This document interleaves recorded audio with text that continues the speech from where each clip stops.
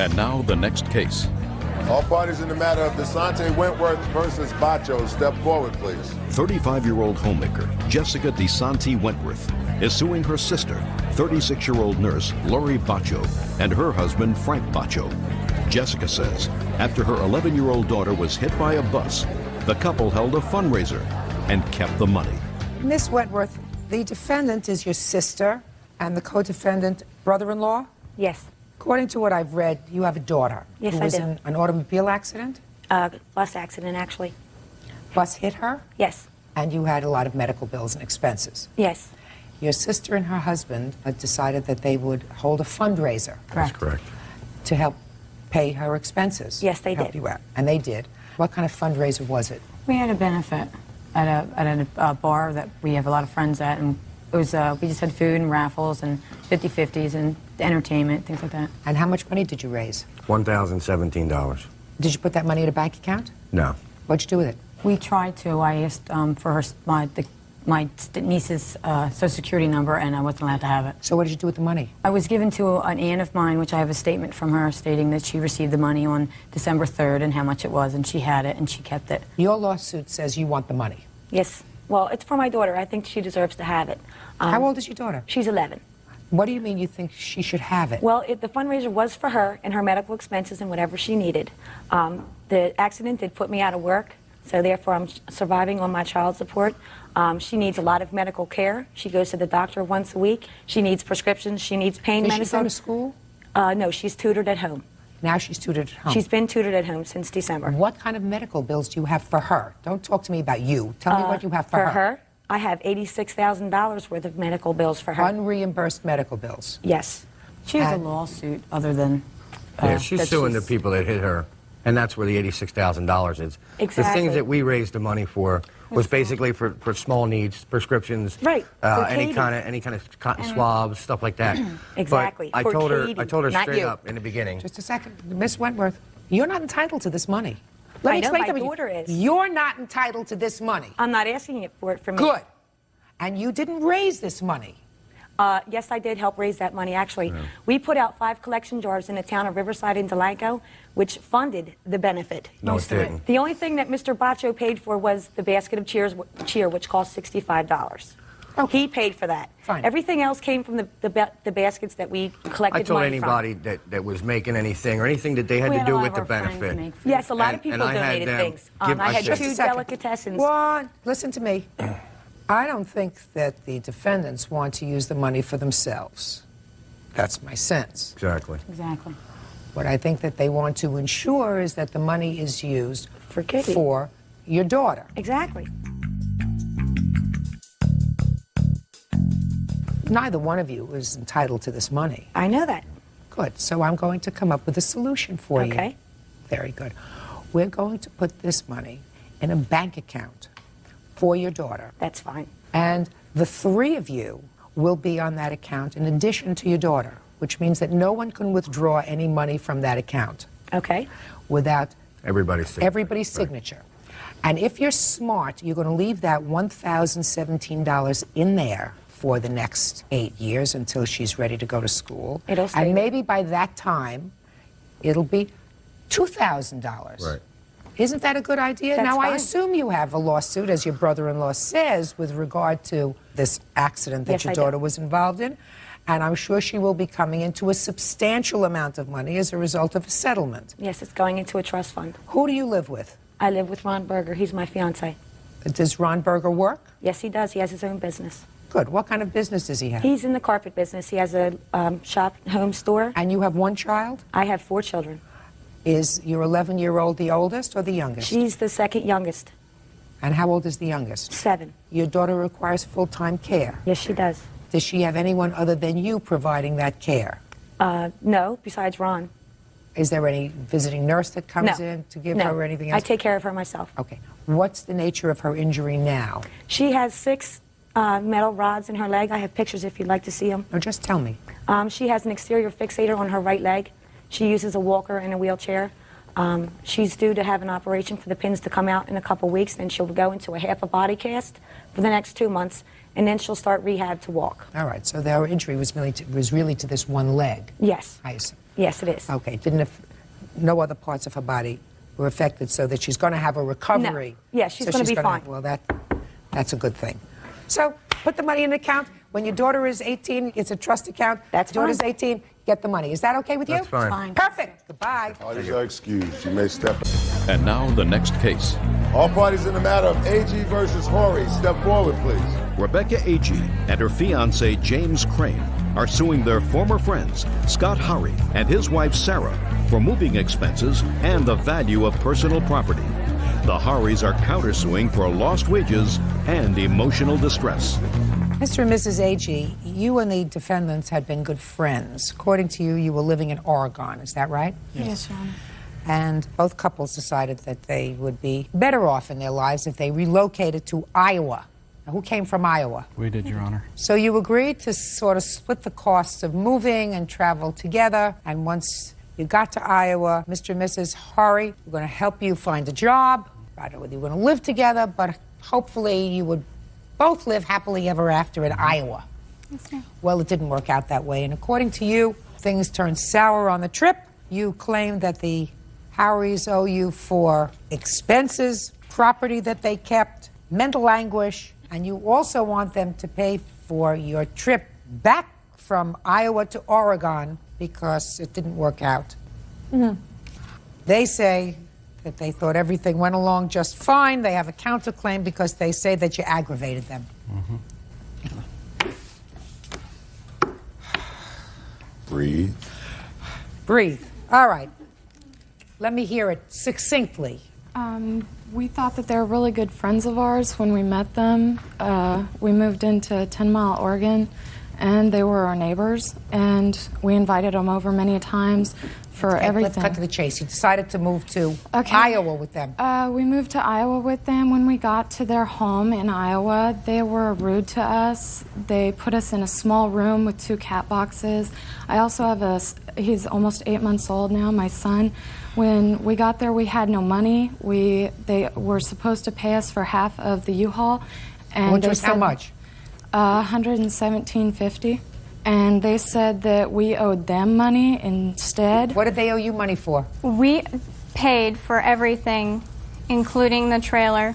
We agreed upon that we would also give them a place to stay, give them a job, and we did all of that. Above and That's not beyond, true, Your Honor. when they had reached Colorado, when they ran out of money, I had gone They up- ran out of money in Colorado. Yes. Yes, Your Honor. His parents helped them out to get gas, and they came up to Wyoming And met finally us where we and were met us supposed to there. meet. Did you need to borrow some money from his parents? That's easy to find out, so just answer my question. Yes. Yes, ma'am. And how much money did you take from his parents? Somewhere around $33. You mean the two of you were traveling with a new baby with absolutely no money? Now, wouldn't it have been more prudent to stay in Oregon and save a little more money? Save $500, $1,000. Save it up so that you're not driving around with an 8-month-old baby with no money. We had the money, ma'am. We ended up paying for the U-Haul. Mr. Horry paid for the deposit on the U-Haul. Are you saying $117? Is that what No. you're talking? That's how half much? of it. That's half of it. The full amount was $230 something, I believe. Yes. We would have had the full amount if they would have given us the money when we got there to make it all the way. You're just not following me. I'm sorry. That's a big trip to make. Yes, it I mean, is. unless things are so terrible in Oregon that you weren't surviving there. We were hoping for a brand new start, something new. They guaranteed him a job when You we got can't there. guarantee anything. No, you don't rely on anybody for anything. Yeah, we've learned that the past Well, you couple don't. of months. All right. His parents gave you $30 for gas. Did you ever pay him back? No. Okay. We haven't made it that far Okay. yet. What's next? When they reached Cheyenne, Wyoming, I went up to Becky, knowing they had no money left, and said, "Would you rather me pay for the rest of your gas to get to Iowa since you have no more money left?" And that was the new agreement. Okay. And I you had looked no at money for her. just a second. And you had no money for gas. Right. So how much did you pay for gas for their car? Approximately around $200.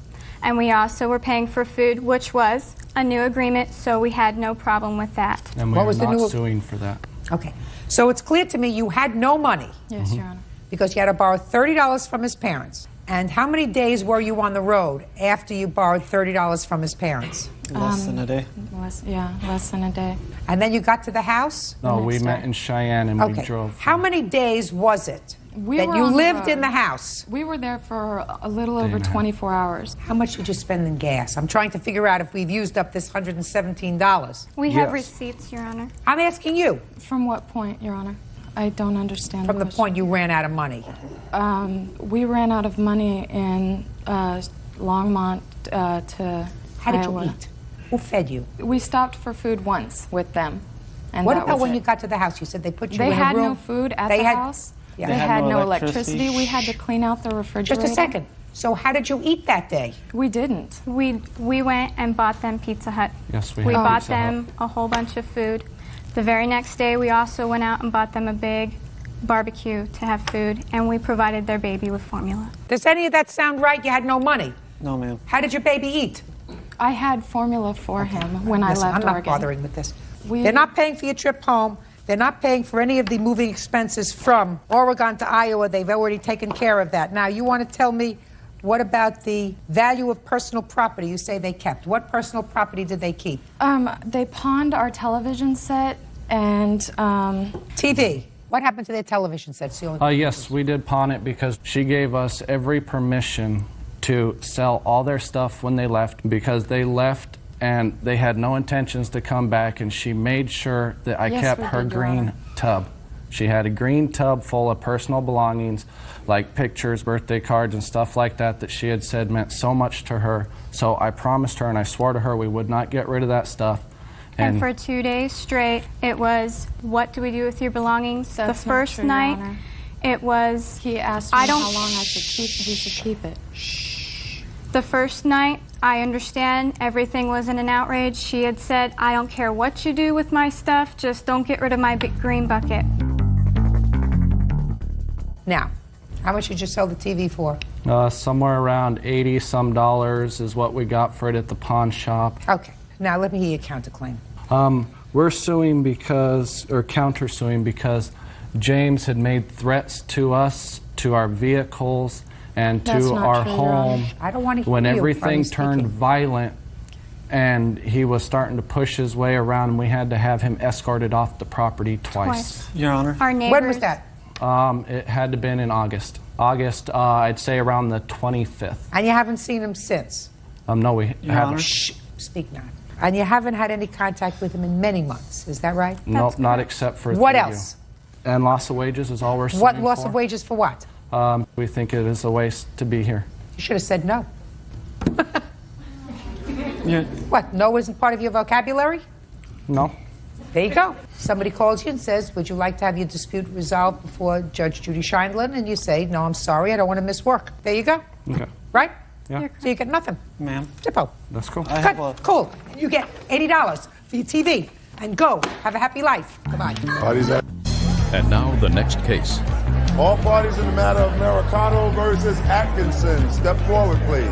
9/11 dispatcher Dawn Mercado is suing her former live-in boyfriend, mechanic Jeremy Atkinson, for unpaid rent, utility bills, and unpaid loans.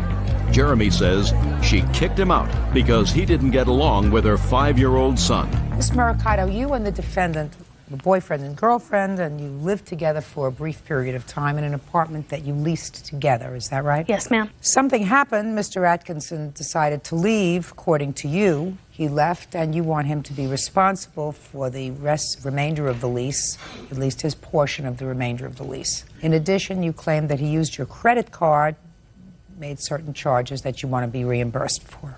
Yes, ma'am. Mr. Atkinson says that you told him to leave the apartment. You actually kicked him out of the apartment, so why should he be responsible for the rent? And that any charges that he made on your credit card, he paid you for in cash. Is that right, sir? Yes. Okay. When did you move in together? He moved into my studio apartment with me in the beginning of May, and we moved into our apartment, which we had a signed lease, on June 15th. So what happened? We got along very well until my son was diagnosed with having mixed ADHD. Him and my son had some problems. How old is your son? 5 years old. What kind of problems was your son having with Mr. Atkinson, or They- vice versa? They argued constantly.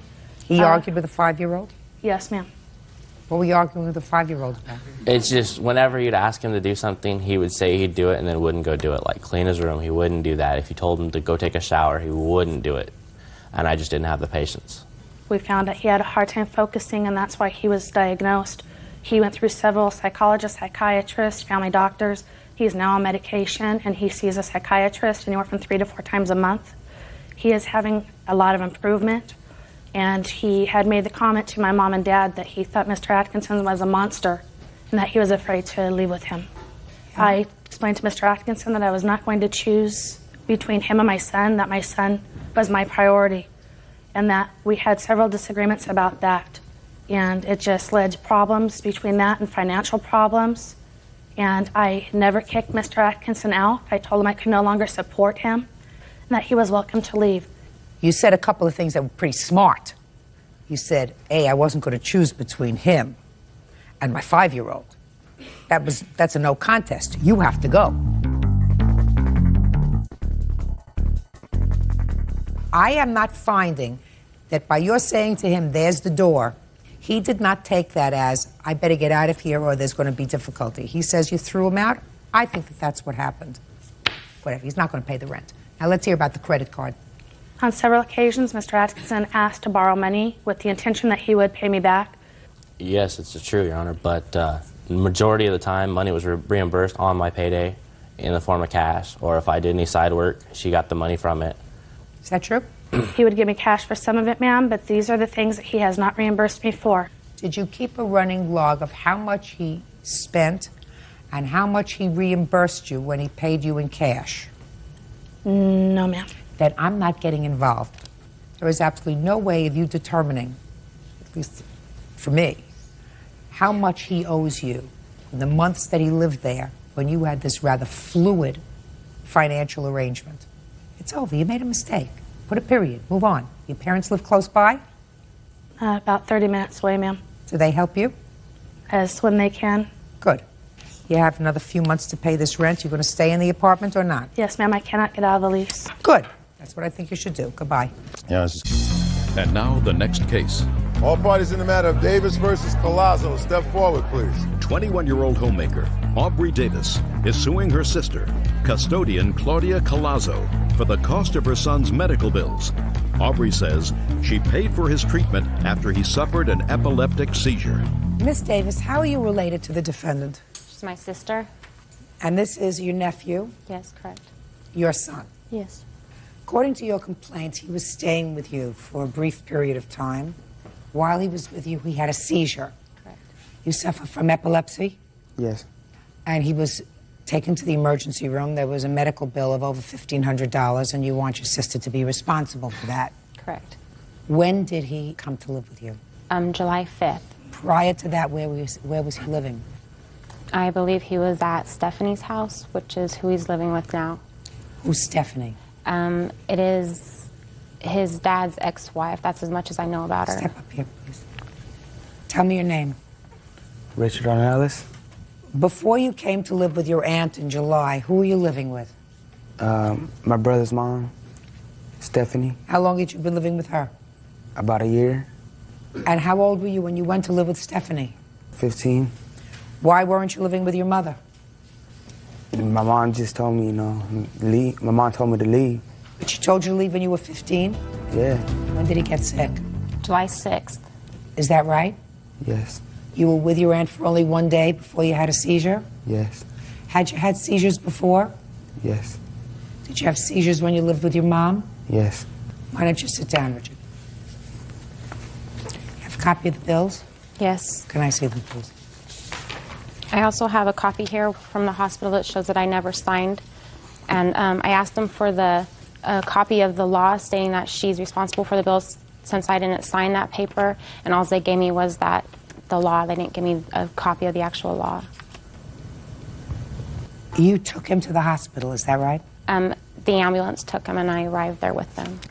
Okay, Ms. Collazo. Ball's in your court. Why are you not responsible for these bills? January of 2002, Richard moved out of my house. I did not throw him out. I was having problems with him at school. He was arrested. He was in juvie. He didn't want to obey by my laws. I have documentation that that Stephanie had guardianship of Richard since January of 30th of 2002. Stephanie was married to his father. I don't know if they were legally married, but they had children. Okay. That's where he went to live. Yes. Go ahead. And Where I is his have all father? Pardon? Where's his father? Where is his father? He lives in Las Vegas. Okay, go ahead. I have documentation of everything, of the guardianship papers. Guardianship doesn't mean that Stephanie is financially responsible for him. No, but he was living with her at the time. Yes. I didn't know that he was living with Aubrey. Yes. I received a phone call from Aubrey's husband stating that Richard was in the hospital. And I told him, well, don't have her sign anything. Get a hold of Stephanie. She has guardianship since I live 63 miles out of town. Well, somebody has to admit him. I was assumed that he was admitted. He was brought by ambulance. I don't know what was going on. All I had is a phone Did you call. rush to the hospital? No, I didn't. Why not? I had no way to get there right then and there. You don't have a car? Yes, I have a car, but I did not have a way to get there. Where was your car? It was there. It was at home. So what do you mean you had no way to get there? Financially, I was not working at that time. You were an hour away. Yes. It was late at night. So? You're in for a rude awakening, madam. Because someone has guardianship of your child, Right. that doesn't make them financially responsible for your child. Okay. Parents are responsible for the necessaries of a child. Necessaries mean food, clothing, shelter, medical care, sometimes lawyers' fees, and a variety of other things. Mm-hmm. That doesn't change unless you go to court and have your child emancipated. If your 15-year-old child is emancipated by some judge who's a little nutty, then maybe you won't have financial responsibility for the necessaries. But right now you do. Not her. Then why did she go in there and do what she did? What did she do? She jumped in my business. That's how I feel.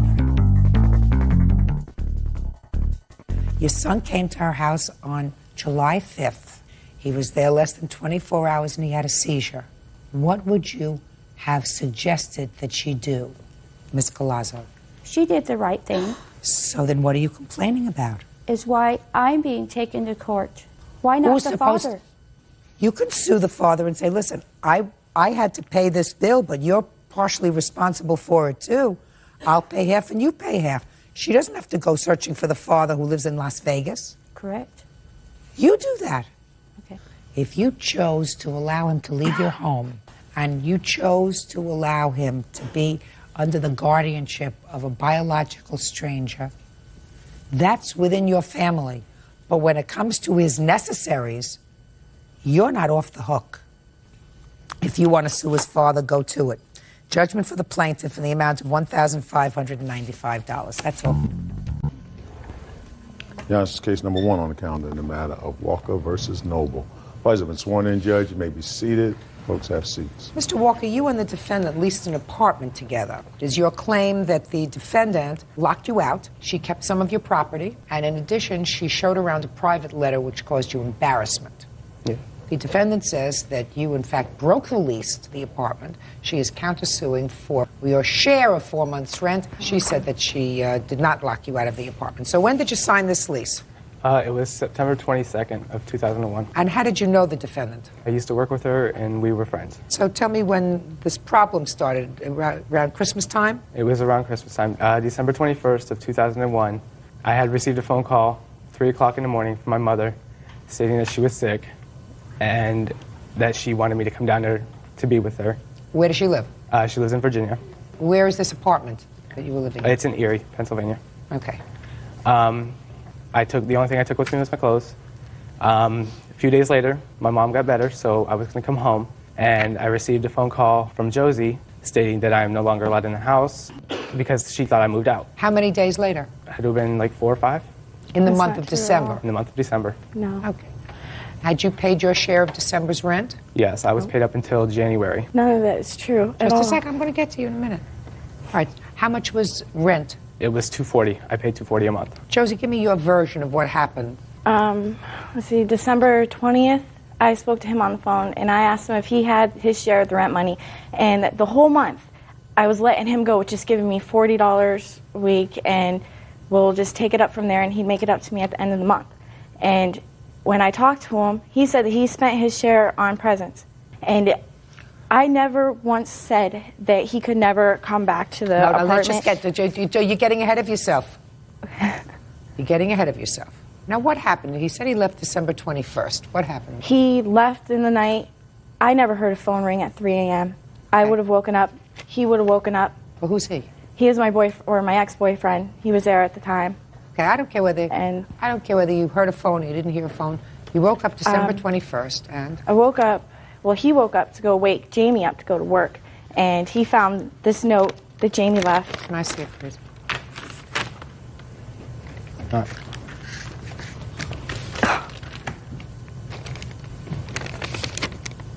That is not my writing. Oh my God. I have very sloppy writing. That is not my writing. Do you have any other writing of the? I have the copy of the lease that he signed, and I don't know about that.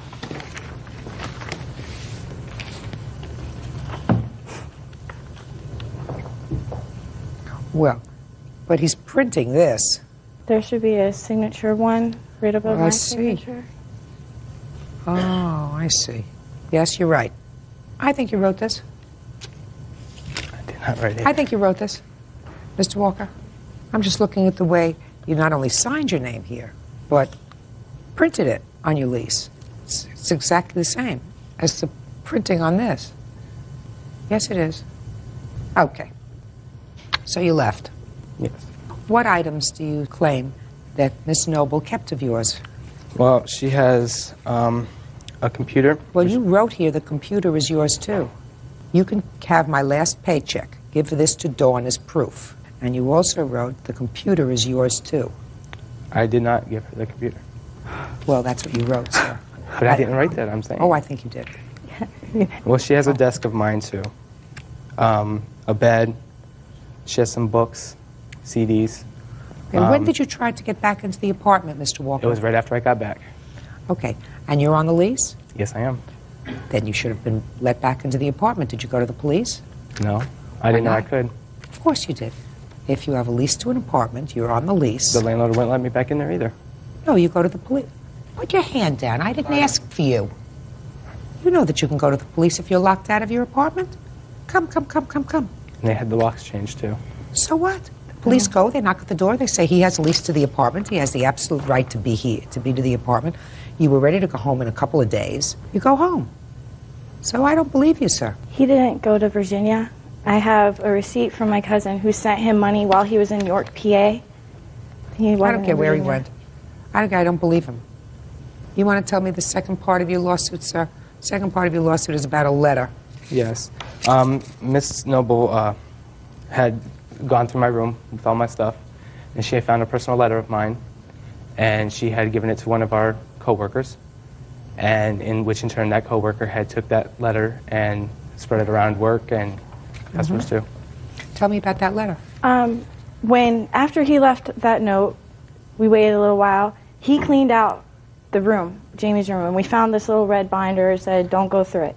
So we're going to go through it. Of course. And he found the letter, handed it to me, I read it, got a kick out of it, and the girl that I showed, he was going around saying that he slept with her, telling nasty stories about her, and it's like, she wasn't my best friend, but she was like a coworker, and it's affecting her reputation. So we invited her over, we showed her the letter, she said, "Can I keep it?" And I didn't care. And she kept it, gave it back, I don't know what I did. That's why, Mr. Walker, if you honestly wanted to get back into your apartment, and I don't know where you went, because you had valuable things in there, things that you didn't want shown around, that's why you go to the police and you get all your stuff. When, for the first time, did you decide to get back your stuff? It was right after I got back. No. Which was what month? December. In December? So what did you do? I called her and So what did you do? Did you go to court? in December? Did you go to court in January or February? What'd you do? No, I waited because Why? she said she was going to take me to court first. And I never got anything back, so I filed Why the should case. you? Listen to me, Because she said she was going to. Mr. Walker. You're not an unintelligent person, are you? No. You locked out of your apartment, you go to the police, you say, I have to get my stuff, my computer, my private He stuff. was I never went locked out. away in the middle of the night to help take care of my ailing mother. He was never locked out. I didn't get the locks changed until about a month ago. Not even, And not even like what, 2 weeks ago. what happened was he left a note in my mailbox telling me to call him on a cell phone number. And I told him, why don't you just give me like $500 and I won't go to the cops and I won't go do all this stuff so I can get the rest of my money back because I really wanted to avoid this. Judge Judy continues in a moment. It doesn't give her the right to spread it around work. That's my personal information.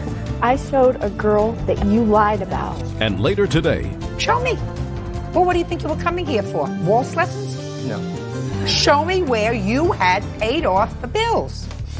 real cases, real people. Judge Judy. Jamie Walker says former roommate Josie Noble owes for the return of his belongings. Jamie also says Josie defamed his character. Go ahead. May I say something to that? Who are you? I'm Sarah, Jamie's friend. He's staying with me at the current moment. Sure. On the date that Miss Noble is talking about, when she had called, it is my cellular phone. She was really rude to me, ranting and raving about different things, saying that she was going to harm Jamie and that she was going to have What did people she after say him. she wanted?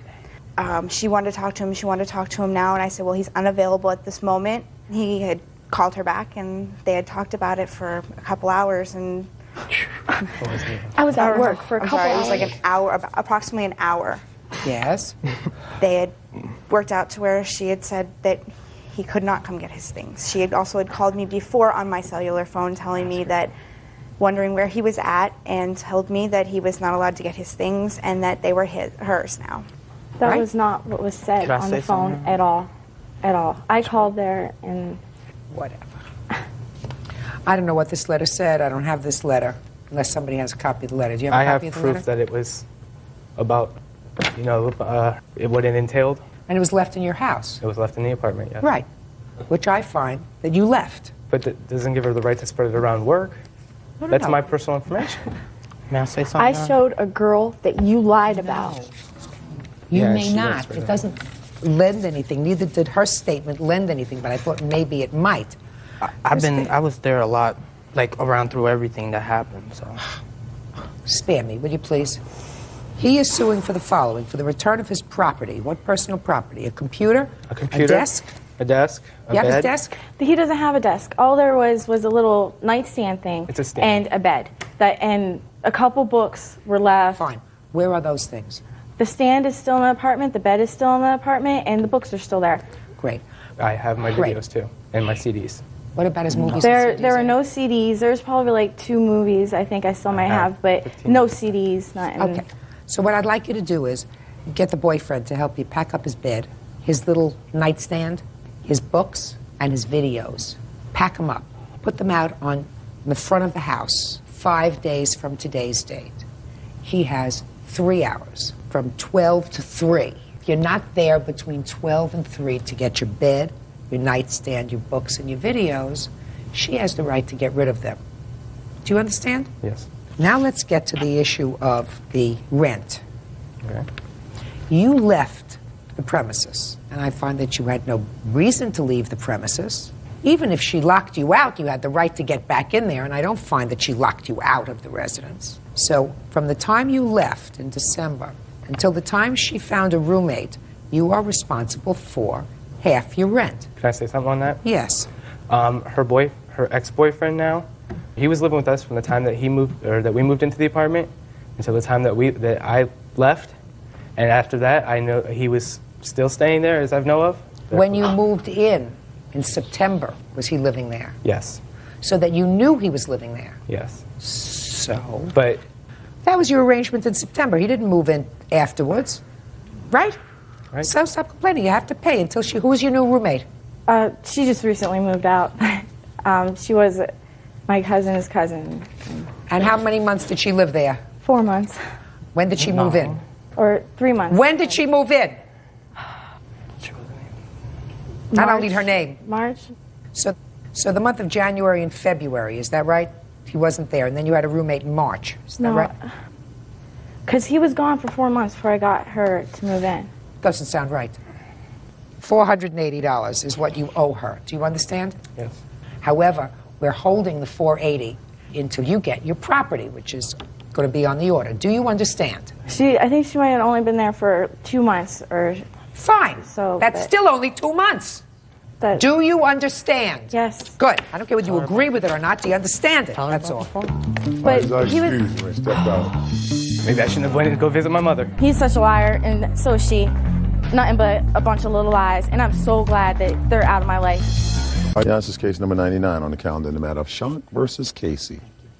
Parties have been sworn in, Judge. You may be seated. Ma'am, have a seat, please. Mr. Shank, you and Miss Casey had a 7-year relationship and lived together for most of that time, I gather. Is that right? Yes, ma'am. And then you had a rather acrimonious breakup, and each of you claim property loss, that the other is holding property that belongs to the other. You claim, in addition, that she filed false police reports about you, indicating that you had assaulted and threatened her, which caused you loss of business and income. So I want you to tell me exactly what it is that you are complaining about that she owes you. I have a list here, Your Honor, of the items which were not returned to me. She also threw all my belongings that she did return to me in the swimming pool, including books, pictures. Had you been living together up to that time? Yes, ma'am, for 7 years. Okay. And on what date did you leave the house, and under what circumstances? I believe it was the 6th of May was the date of the restraining order. Tell me what happened on the 6th of May. During the day, she was telling me that she was getting a restraining order and having me removed from the property, and I kept telling her that I didn't feel she had a right to a restraining order because I'd been peaceful. She kept on. Well, I got angry, and that night I had a few beers with my friends, and I went to her house. I woke her up quietly. I said, Charlene, we need to talk about this. We need to work this out. She pulled a pillow over her head and yelled at me that tomorrow the police would be escorting me out of there. And I said, how are you going to do that? And she said, well, I'll make something up. That's not true. Did the police come the next day? The police did come that evening, I guess. I don't know. I left and had no further dealings with Charlene since. Okay. Can I see that list of property, please? I do have police reports, too. Just a minute.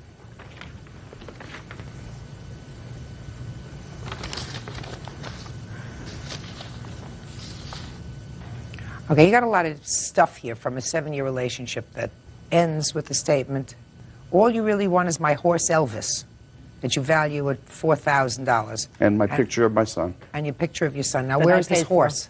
She told the officer that she wasn't giving me the horse. Whose horse is it? Mine. It was my horse, Your Honor. My horse. Just a second. Sorry. Tell me when you got the horse. Your Honor, this horse here is Rowdy. I purchased him early on in the carriage business. And you and the defendant had started a carriage horse business. Right. Okay. And you took people around in rides for Yes, ma'am. events? Yes, ma'am. Okay. And did weddings and other types of events.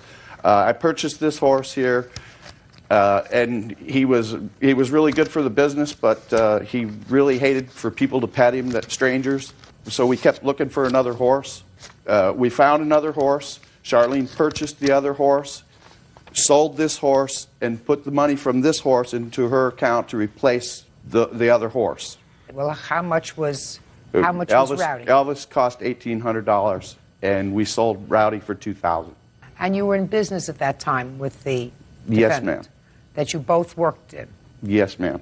I have the franchise agreement here showing that we were partners in the business. Let me just see that, please.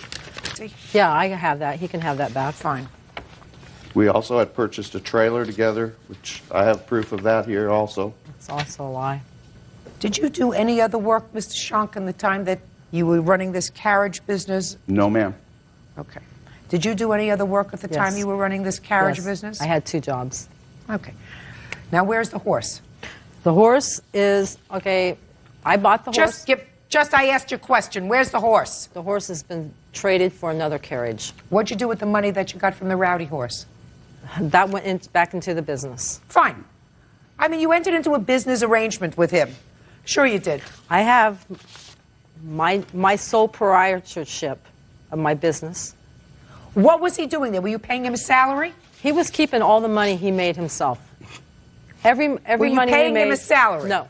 Yes, he was making money off the weddings we did, but as we did downtown work, the money we made nightly, he pocketed in his money. I put mine in my business account. He took his and put it in his pocket. I didn't get none of that money. None of it. Well, you must have shared expenses in the house. I paid my bills. He bought horse feed and hay on occasion. All right. Okay? Listen to me.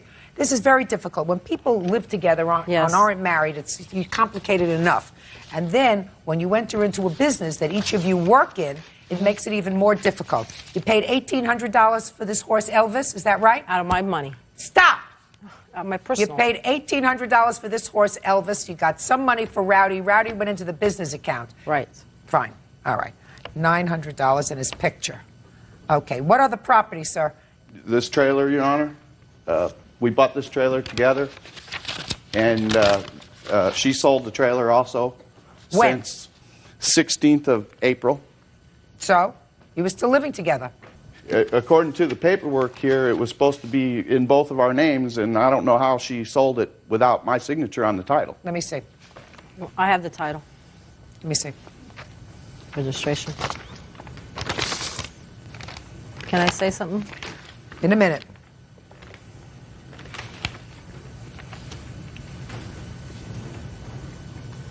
Well, it's registered in the name of Charlene Casey or John Schonk. On the top line there where I circled, Your Honor, it says if this box is not checked, it's assumed as and. It says or. On the application for title, I don't it care says- what the application Okay. is. This is what the title says. Okay. Title says or. How much did you sell the trailer for? $1. Prove it.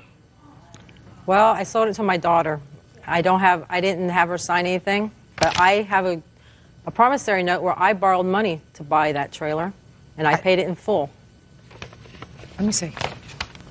He paid no money towards the trailer, Your Honor. I paid it all. I sold another horse trailer to buy that horse trailer, And what'd you put it in his name for, too?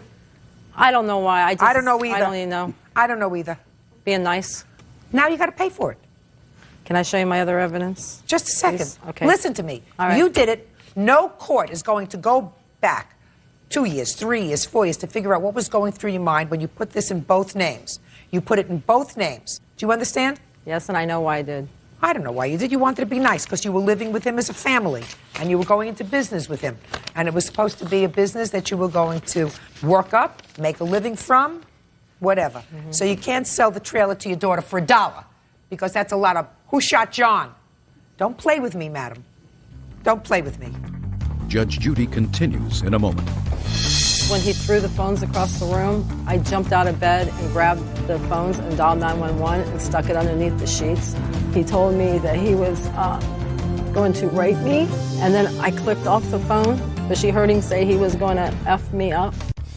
Real cases, real people. Judge Judy. John Schonk says ex-girlfriend Charlene Casey threw his belongings into the swimming pool. Charlene says John stole her horse carriage. What's next, sir? Anything else? She made false report to Crime Stoppers accusing me of stealing the carriage. This is the original carriage that started the business, and she led them to believe that it was a random burglary that... Did you take one of the carriages, sir? I took 2 of them, Your Honor. 2? Yes, ma'am. Where are they? I have them both. You do? Yes, ma'am. How much do they cost when they were purchased? One of them was $4,200, I believe, and the other one was $2,500. There was a lot of other equipment in the business also, Your Honor. I'm not getting into fax machines, Right. photo machines, telephones. I'm getting. No. So you have these 2 carriages. Yes, ma'am. And you sold the horse trailer to your daughter for $1. Is that right? Yes, it is. That's a wash to me. You keep the carriages. You keep the carriage. You have no horse. You have a horse. You have a horse and no carriage. You have carriages and no horse. Sounds to me perfect. I Sounds have to me the, like two I have the people who deserve receipts. I each other. paid for them carriages on my own money, on Listen my to personal me. account. Listen to me. You don't have a personal account. Yes, you I go do. into business with him. Can you look at my evidence, please? Oh, sure. I'm going to look at your evidence, but you don't seem to get the drill. Mm-hmm. You can do whatever you like with paperwork, and you can sell something that you believed might be a joint piece of property to your daughter for $1. But that doesn't mean when you come into court, I have to buy it. Right. You lived together with this man for 7 years. You started a business. Off He and on. worked the business. You worked the business. He worked outside. You worked inside. He bought things that you needed for the business. And now you're separated. Now you say, here's all this junk. You figure it out. But you say, I'm going to protect myself the best way I can. I'm going to sell this piece of property to my daughter for $1. You say, I'm taking the carriages, so at least I have something. That may be all you're left with, except the $900 for Elvis and your picture. Now I'll hear you. Okay, ma'am. I did not file a false accusation. Here's my 911 transcript that when he attacked me and held me against my will, tried to rape me, tried to strangle me. I had marks on my neck. Here's my pictures. Shh. He was yelling at you. More than that. That's all it says. Well, this is because when he threw the phones across the room, I jumped out of bed and grabbed the phones and dialed 911 and stuck it underneath the sheets. So when he came running back in the room, It says he was yelling the at you. 911 officer heard him yelling at me, and then I clicked off the phone, but she heard him say he was going to F me up. And also when he was attacking me, he told me that he was going to rape me. Doesn't say that here. Because I didn't have 911 phone call on at that time. This is when he first attacked me. Yeah. And here's my pictures of the mark he put on my neck, how he busted in my room. And I tried to call for my son for help. I tried to get my arm to raise the window up to call for my son for help. He hurt my arm. That's why he left, because I had 911 on the other line, and he ran out the back door, and then the police came, and I went that day and got my injunction. Real cases, real people. Judge Judy. John Shaw claims ex-girlfriend Charlene Casey damaged his property by throwing it in the swimming pool. John says she also owes for the cost of a horse. When you went out to do weddings, who drove the carriages? We both did. Really? Yes. Oh, I didn't realize that. You both drove the carriages? Yes. No. Yes. For the first year or more, we only owned one carriage, Your And Honor. at that time, we took turns. He would take a ride, I would take a ride. And then when I got my father's inheritance money, I went and I bought the other 2 carriages. I bought 3 horses, and I bought driving lines. I bought $1,500 worth of harnesses. Gotcha. Okay. Mr. Shank, your sole source of income was from these carriage horses? Yes, ma'am. Did you have any other source of income? When we originally started the carriage business, I had a full-time job for the first 2 Did to you 3. have any savings? No, ma'am. So it is a fair statement that Ms. Casey makes when she tells me that she, in fact, invested the vast majority of the money for the property that formed the business. Yes, ma'am. Then how can you claim that you own these carriages that you took? I originally bought the first carriage. I started the business. No, you originally bought one carriage? Yes, ma'am. Okay. And horse From and harness. just a second. With what is my question? With what? I was working a full-time job at the time, and I sold my horse. Which horse? I had a horse before the carriage. We had horses all along. I see. So how much did you put in when you started the business? When we started the business, the first carriage was, I believe, $2,500. I'm not exactly sure of the price, but Okay. it's right in that neighborhood. And where The is that first carriage horse- now?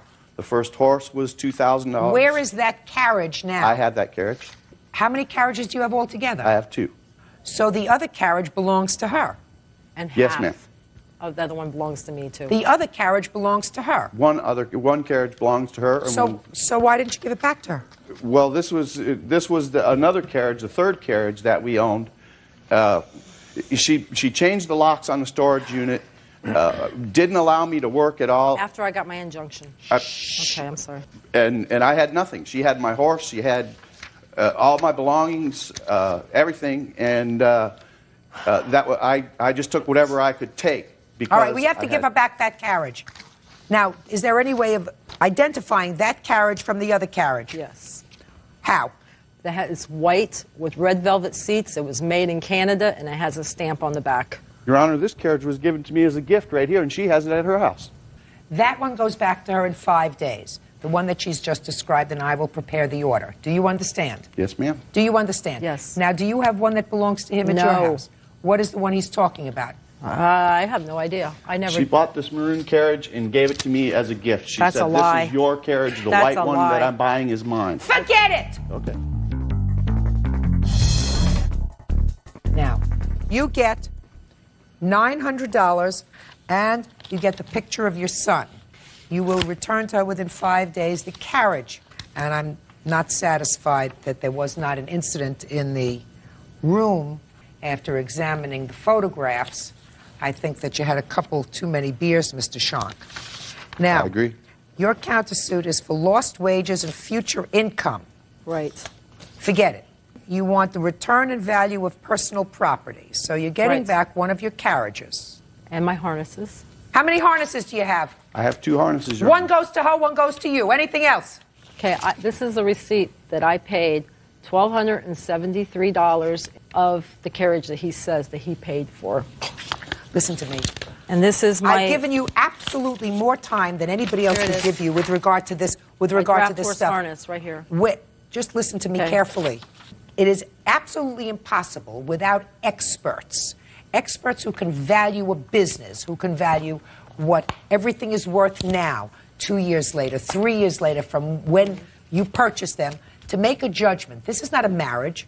Now, if you've been married, something else. Then you get somebody who will value all of your joint and single property and say, we're going to divide it in half, you take half, because it's all marital property. You have some receipts. You paid for some stuff. He paid with his time and working in the business. You now have horses and carriages. You now have a carriage.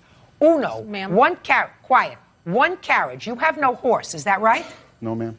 Maybe you want to buy one. He stole everything. I had She no has way 2 to go to carriages work. right now also. Sir, ma'am. And a hay wagon. I had no way to go to work. I have 2 minor children at home. He stole every way I had to make a living. He stole the tool that was to fix the other carriage. So You 3 spent weeks. 7 years of your life with him. No. The business was in my name only. I have my occupational license for the past 3 years. It's in my name only. My question is, so you're saying he was a paid employee? He was an employee. Did you pay taxes for him as an employee? No. Goodbye. I tried to get him to pay taxes.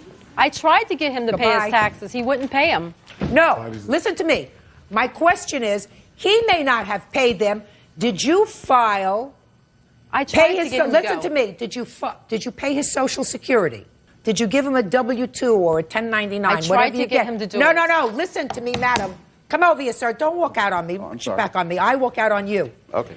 Did you 1099 him at the end of the year that this is what he earned? The answer is no. No, because I asked No, him no, to no. go with me, and he would not go. He doesn't have to go anywhere with you, madam. All you have to do is 1099 him, send it into the federal government. Did you pay his Social Security? He would not The go answer, he doesn't have to go anywhere. Did you pay his Social Security? I didn't know how The much he answer- made. He would not tell me how much he made. He stuck it all in his pocket. Not true. Madam, I never knew. He was a partner in your business. But That's he- the way you set it up. It may He have never been in told your me how name. much he made. Say goodbye to him and to me. Goodbye. Parties up. Justice. And now the next case. All parties in the matter of Wagner versus Rockema, step forward, please. Truck driver Michael Wagner and his wife Gabriella are suing their former landlord, foreman Shane Roukema, for destroying their furniture. Shane says the couple's accusations are ridiculous. You rented a house from the defendant, is that Yeah. right? He had a piece of property, and there were 2 houses on the property. You rented one house. He lives in the other. The back house is a garage that he made into a house. For himself. Yes, And what was the rent on the house you were renting? $550. That a pretty good rent? Very cheap. Why do you think it was so cheap? Because he was before I lived there. He had a problem with some other tenants that were there, and they had major drug problem there, and so he offered it to me afterwards. And Had you known him before? I've known Shane for about 5 years. And what you're suing him for is you say that he, while he was under the influence of drugs, tore down the walls in your house and ruined your furniture with dust. Scratched up my furniture as well. Tell me about that. Well, on the 22nd of April, I came home and I saw a big old pile of debris out in my front yard. Kept on walking and I walked up to the door. I opened up the door. Of your house? Yes. And I looked and all the walls were torn out. Everything. I have pictures here to show that the walls were torn out. Can I see it, please? Mm-hmm. On April 1st, had you paid your rent? Yes. Do you have your rent receipts? Yes. I'd like to see them, please. I take the utilities out of the rent and I pay them myself. So I pay $450.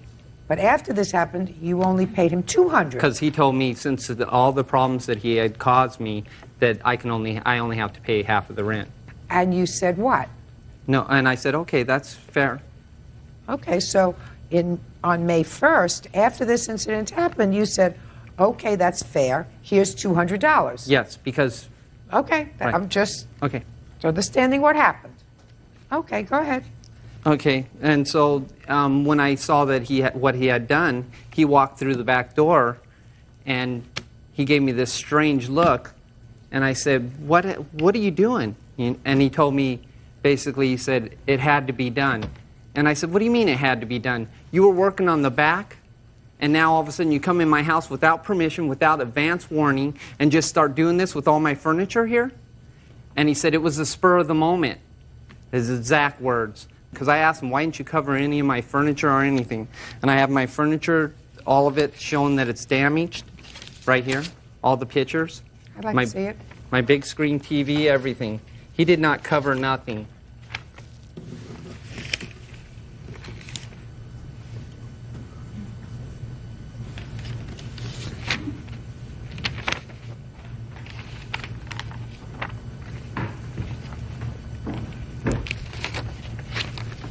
Okay, now I'm ready to hear you. Go ahead, sir. Okay. I told the... Look at me. Don't look down. Okay. Look at me. I told the plaintiff that I was going to remove the wall from the kitchen to the living room and have some kitchen cabinets made up and do some light demo. We had talked about it months before. When, immediately prior to April 22nd, did you notify him that you were coming in? Did you talk to him on April 21st? No, it was 2 weeks prior to that, Your Honor, because I went to Colorado to see my mother. And before I went, I talked to him about it in his kitchen. Fine. Now you get back. Yes. And you decide to do it on the 22nd. Now, the last time you spoke to him about it was before you went to your mother's. Is that right? Yes. When did you finish that job? I did not finish the job because the cabinets had to be measured after the wall was down. So the guy had to come in and take measurements. And by that time, he was gone. So what you're telling me, sir, is first you knocked down all the walls and then somebody was coming to take Not down all measurements? the walls. I knocked some of the plaster off the front wall, and that's what you see there. Why in the last 6 months have you not completed the house? Because I don't need to go fast anymore. We agreed that if he stayed in the house while I was doing the demo, I would do sections at a time and complete them. Sir, I don't believe a word that comes out of your mouth. I don't believe a word that comes out of your mouth. When somebody does work on a kitchen, first they have somebody come in and take measurements. They plan it out. What they don't do is they don't take down all the walls and then say, now I'm going to get somebody to come in, and now they're going to take measurements. Your problem, Mr. and Mrs. Wagner, is that you accepted a resolution of this problem. That's not true, Your Honor. You let me finish. If you had said, I'm going to pay you your rent, I'm not accepting $200 for the damage that you did, then I would say to you, you have a claim. But when you accept a settlement, which is what you did, you're still stuck, but there's one thing that you're not stuck for, and you're not stuck for the fact that he trespassed on your property because you paid April's rent. And he has no right to come into your property without giving you adequate notice, which you did not do. Because the fact that you may have said to him, if I believed you, which I don't, listen, I want to do some demolition and some light work in the house. And people who live 2 feet away from you, you couldn't come in and say, listen, can you get your stuff together because I'm coming in tomorrow or in 2 days to fix it. I don't believe that. You had no business being there. Judgment for the plaintiff for $2,000. That's all. 53-year-old Carol Tarrant is suing her granddaughter-in-law 25-year-old nursing assistant Stacy Rollins for breaking her wrist during an assault and for stealing her property. Order. All rise. Your Honor, case number 245 on the calendar in the matter of Tieran versus Rollins. Parties have been sworn in, Judge. You may be seated. Ladies, have seats, please. Ms. Taryn, Ms. Rollins is or was married to your grandson. Right. And according to your complaint, she and your grandson lived with you for a period of time. Yes. And then they separated. She left. Yes. So far, is that correct? Majority of it. What's wrong with what I said? We did live with her and everything, but my husband asked me to leave. Well, you separated. That means you Yes. did separate. Yes, and we are still married. They separated. Yes. She left. Yes. And then you claim that she came back to get some of her property. Yes, When twice. she came back to get her property, there was an altercation involving you, as a result of which you broke your wrist in 4 places. Yes. And the defendant also took some property of yours. Yes. The defendant says you fell, she had nothing to do with breaking your wrist, and she has no property of yours. Is that right? The only property I have of hers is this bag that she asked for. And I've been asked Anything my in the husband to bag? come get it. I have no idea. I've never opened it. Can I get the bag? It wasn't mine. I put it off to the side. Okay. Let's see what's contained in the bag. And then we'll get to this altercation.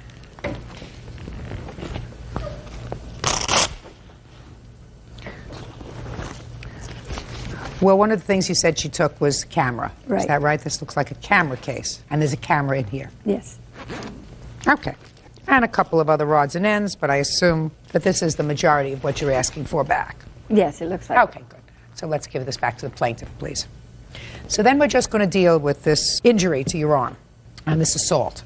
A few questions. What date did your husband ask you to leave? June 29th. How long had you been living with the plaintiff? We moved in there July 5th, 5 days after we were married. Of the previous year? Mm-hmm. So you were there almost a year? Almost a year. And who moved in? You, your husband, and you have a child? Yes. How old is your child? She's 5. But she's not the child of this marriage? No, she's not. Now, when your husband asked you to leave, did he ask you to leave on the 29th of June? Yes, he did. So you must have had an argument. I'm not really sure. He was been very stressed lately and said he needed some time and asked me to leave, and so And you I did. When he asked you to leave, did you give him your key? No, from my understanding, he just needed time.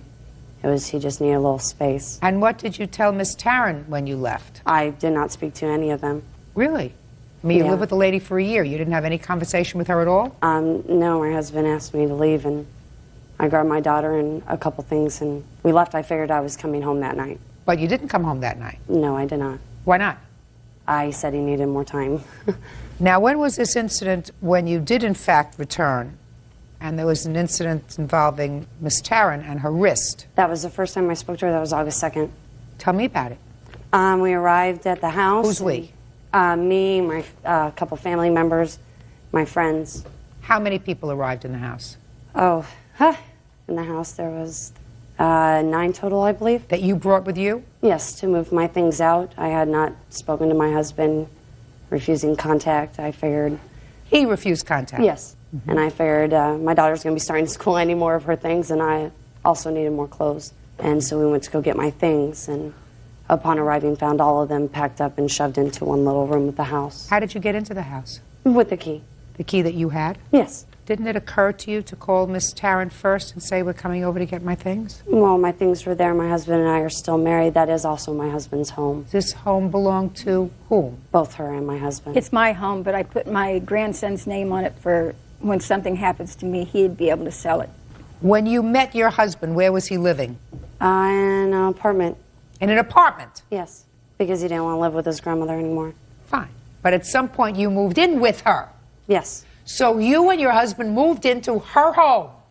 Correct. So it didn't occur to you, Miss Rollins, to pick up the phone as a human being and say to her, I'm coming with 9 people to your house to get my property? Is that time okay for you? Is that day okay for you? I haven't been there in over a month. That strike you as something that would have been a nice thing to do? Well, every time I called the home or whatever, I was usually hung up on. So I did not have that opportunity. Did you ever speak to her? No. Well, your husband works. Is that Correct. true? Did you And that's why understand? we went during the day, because I knew he would be gone and she would be there. She usually never leaves the home. Good, so that you knew that she would be there. Why didn't you call her first and say, we're coming over to pick up my stuff? Is today a good time for you? Because it was a good time for me and I was just going to go get my things. Well, you got a lot of nerve.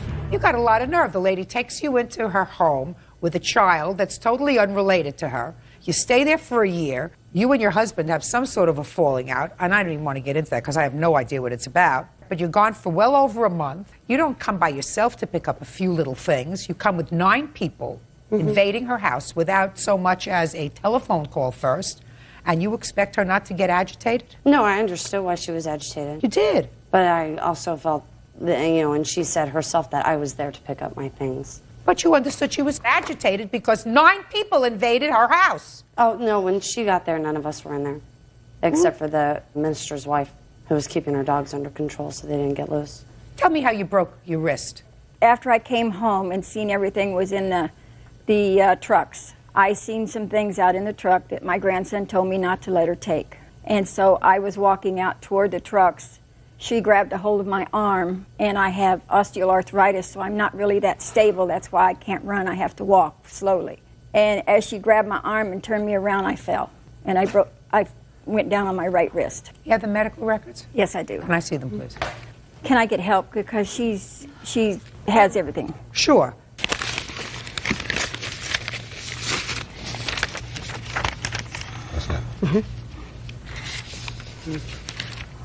Yeah.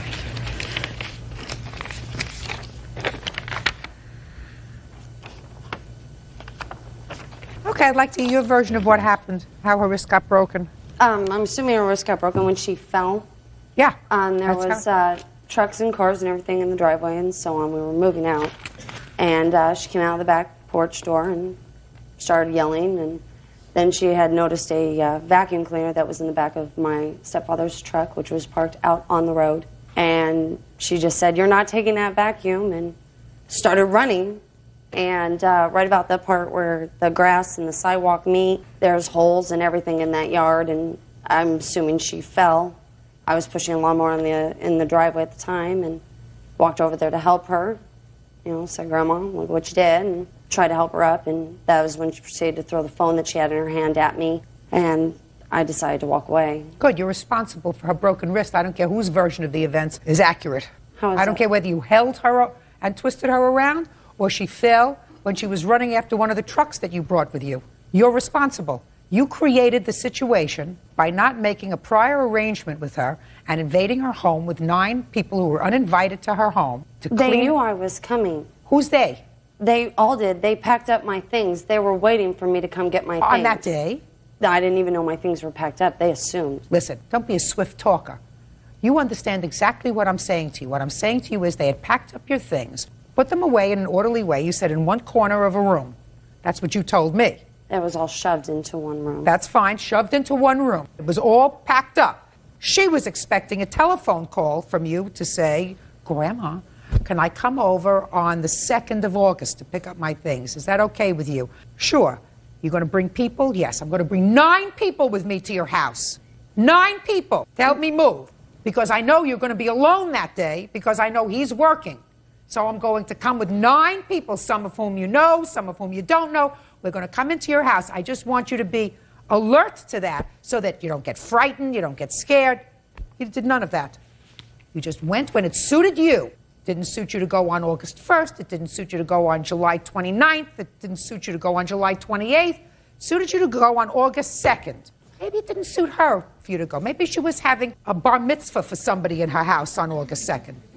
And it wouldn't be convenient for you to be removing stuff with 9 trucks. So you are responsible. Because if she got agitated because you hadn't made arrangements for an orderly transition. But that was still considered my home. It is not. No way.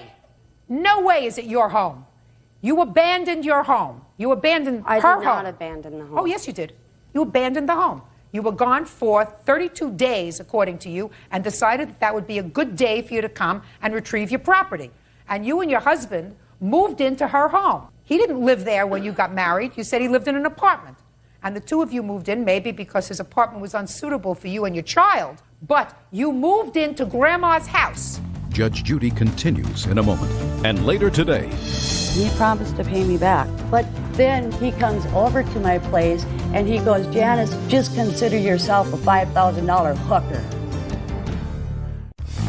real cases, real people. Judge Judy. Carol Tarrant says her granddaughter-in-law, Stacy Rollins, owes for breaking her wrist and stealing her property. Stacy says Carol's injuries are her own fault. You moved in to her house, and you knew it was her house. So you're responsible for her injuries. Got a lot of nerve. Do you have any medical coverage for these bills? Medicare paid most of it. Okay, so you're really suing for pain and suffering. Well, I have a $9,000 hospital bill that they didn't cover. Really? Yes. Why not? They paid $2,000 of it. And they didn't cover $9? No. And you still have the house in your name? Yes. Is that right? Yes. Mm-hmm. That's a problem. Judgment for the plaintiff in the amount requested, $5,000. That's all. Parties are excused. You may step out. I knew that Judge Judy would get the truth. I guess she just got what she wanted, like she usually does. I don't know what I could have done. I had the phone in my hand. I guess I should have called the police as I was walking out. There's no settling outside the courtroom with this family. It was very frustrating. She's playing this little innocent act in front of the judge of an elderly lady. And she's not. I was so upset when I came to her home and she was holding her arm. I do feel sorry, but she shouldn't have been running through the yard like that. She was in a lot of pain. Relation with the son, I'm sure everything's just deteriorated, unfortunately. I just hope everything can be settled and that they could just leave us alone. And now the next case. All parties in the matter of Martin versus Harrington. Step forward, please. 22-year-old student Dana Martin is suing former friend, 20-year-old student Robin Harrington, for the cost of 2 tickets to a Britney Spears concert. Don't get comfortable, Bert. Have everybody sit down. Okay. Have a seat. Don't get comfortable. Right. Have a seat. Have a Mr. seat. Martin, you purchased a couple of concert tickets for Britney Spears' concert, and you say you bought them for the defendant who said she wanted to go.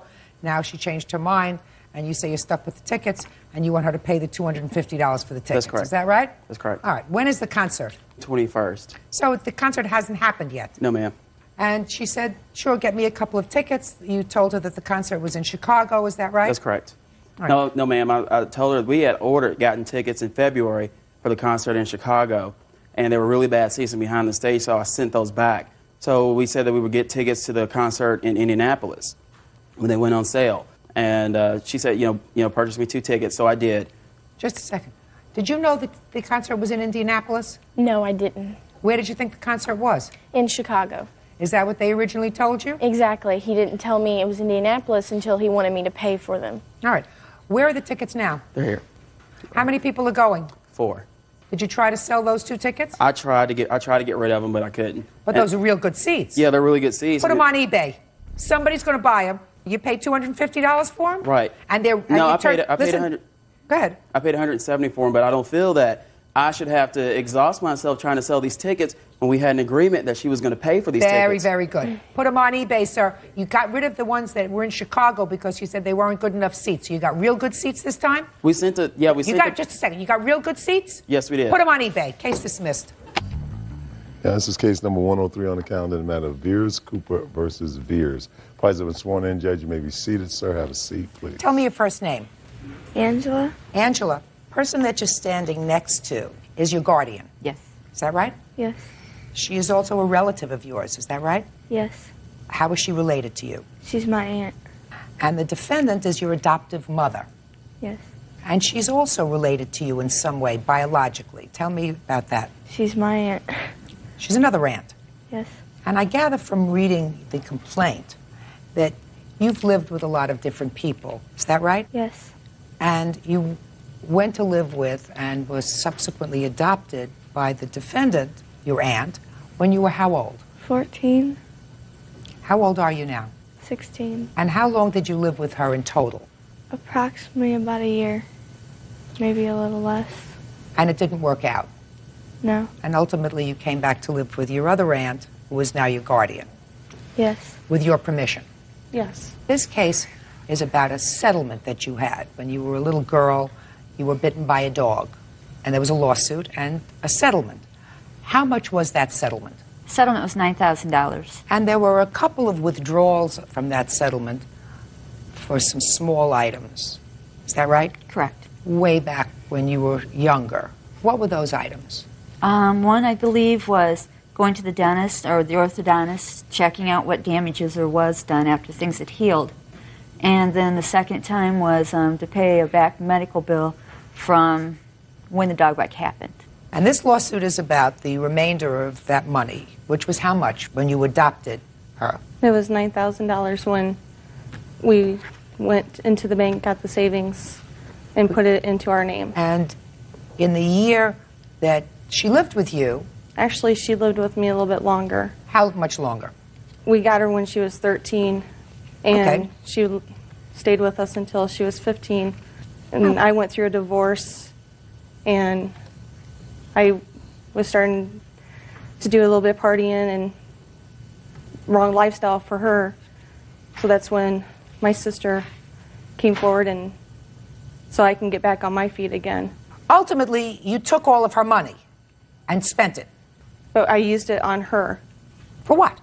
For clothes. When my ex and I adopted her, we weren't financially stable ourselves. Then you shouldn't have adopted her.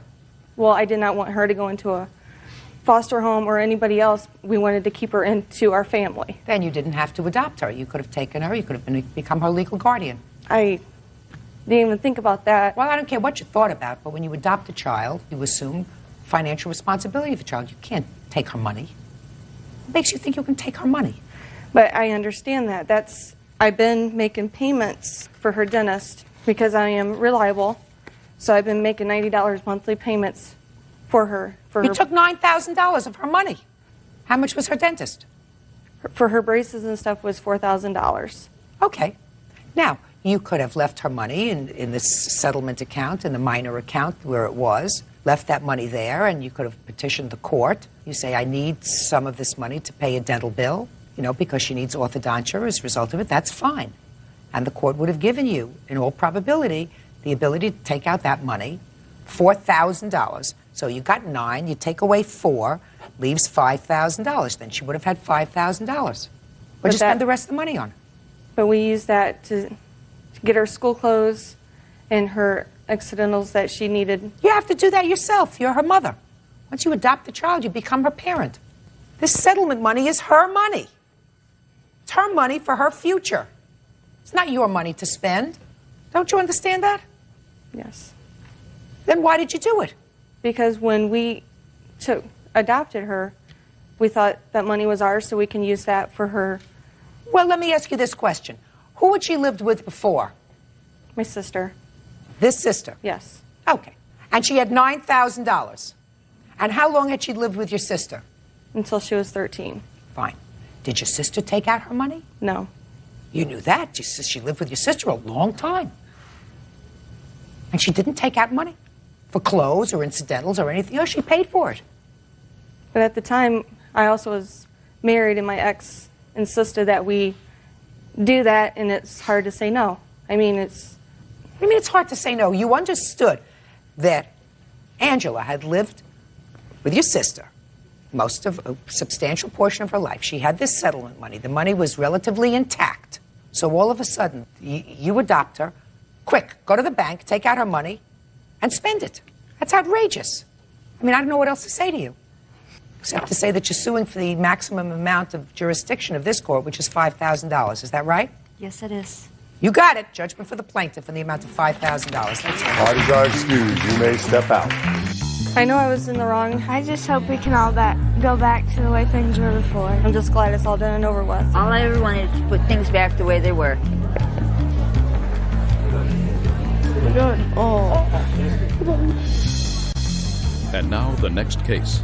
All parties in the matter of Charles versus Wooden. Step forward, please. Production worker Phyllis Charles is suing her former friend, auto detailer Samuel Trell Wooden, for an unpaid loan for $1,000. Trell says Phyllis is lying. Miss Charles, it's your claim that you made a loan to the defendant in the amount of $1,000. Yes, ma'am. The defendant says he never borrowed any money from you. Is that right, sir? Yes, ma'am. Can you tell me what all that junk is? This here is this outfit that he bought, and we bought an amp from him because he said he was doing so bad. Put it over there. Thank you. What did you make the loan for? Well, he said that him and his girlfriend and his baby was going to be evicted. Was he a friend of yours? Yeah, we grew up in the same neighborhood. Go ahead. And after he told me that, you know, I was like, okay. And then my boyfriend said, well, you know, go on and loan the money. I said I would. He had a story like he needed $500 for his rent. He was going to move, which is why I didn't question it. Does any of this sound right to you, sir? I don't know what she's talking about, Your Honor. Go ahead. Well, that's what he told me in my house. Was anybody else there? My boyfriend was. Step up here. Tell me your last name, sir. Washington. Mr. Washington, do you know the defendant? Yes, I do. How long have you known him? A long time. Now almost 20 years. Well, do you remember this conversation in the house about money? Yes, I do. Well, look at me when you talk. Don't look at her. Tell me about when that happened. Well, I think it was like in March that he had came to us and he was like stating the fact that he had needed some money for his rent. And at the present time, they were going to be evicted. Now, all of us is good friends, so it wasn't really no problem about the money itself. And so shortly after that, there, you know, he came and he took us to the bank. We got the money out the bank, and she gave it to him. How much money did you loan him? $1,000.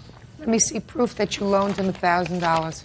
I have that where I drew $2,000 out March 1st. Why did you take out $2,000? Well, the other $1,000 was for me. I bought furniture, I bought a entertainment center, and I paid some bills and stuff. That's it.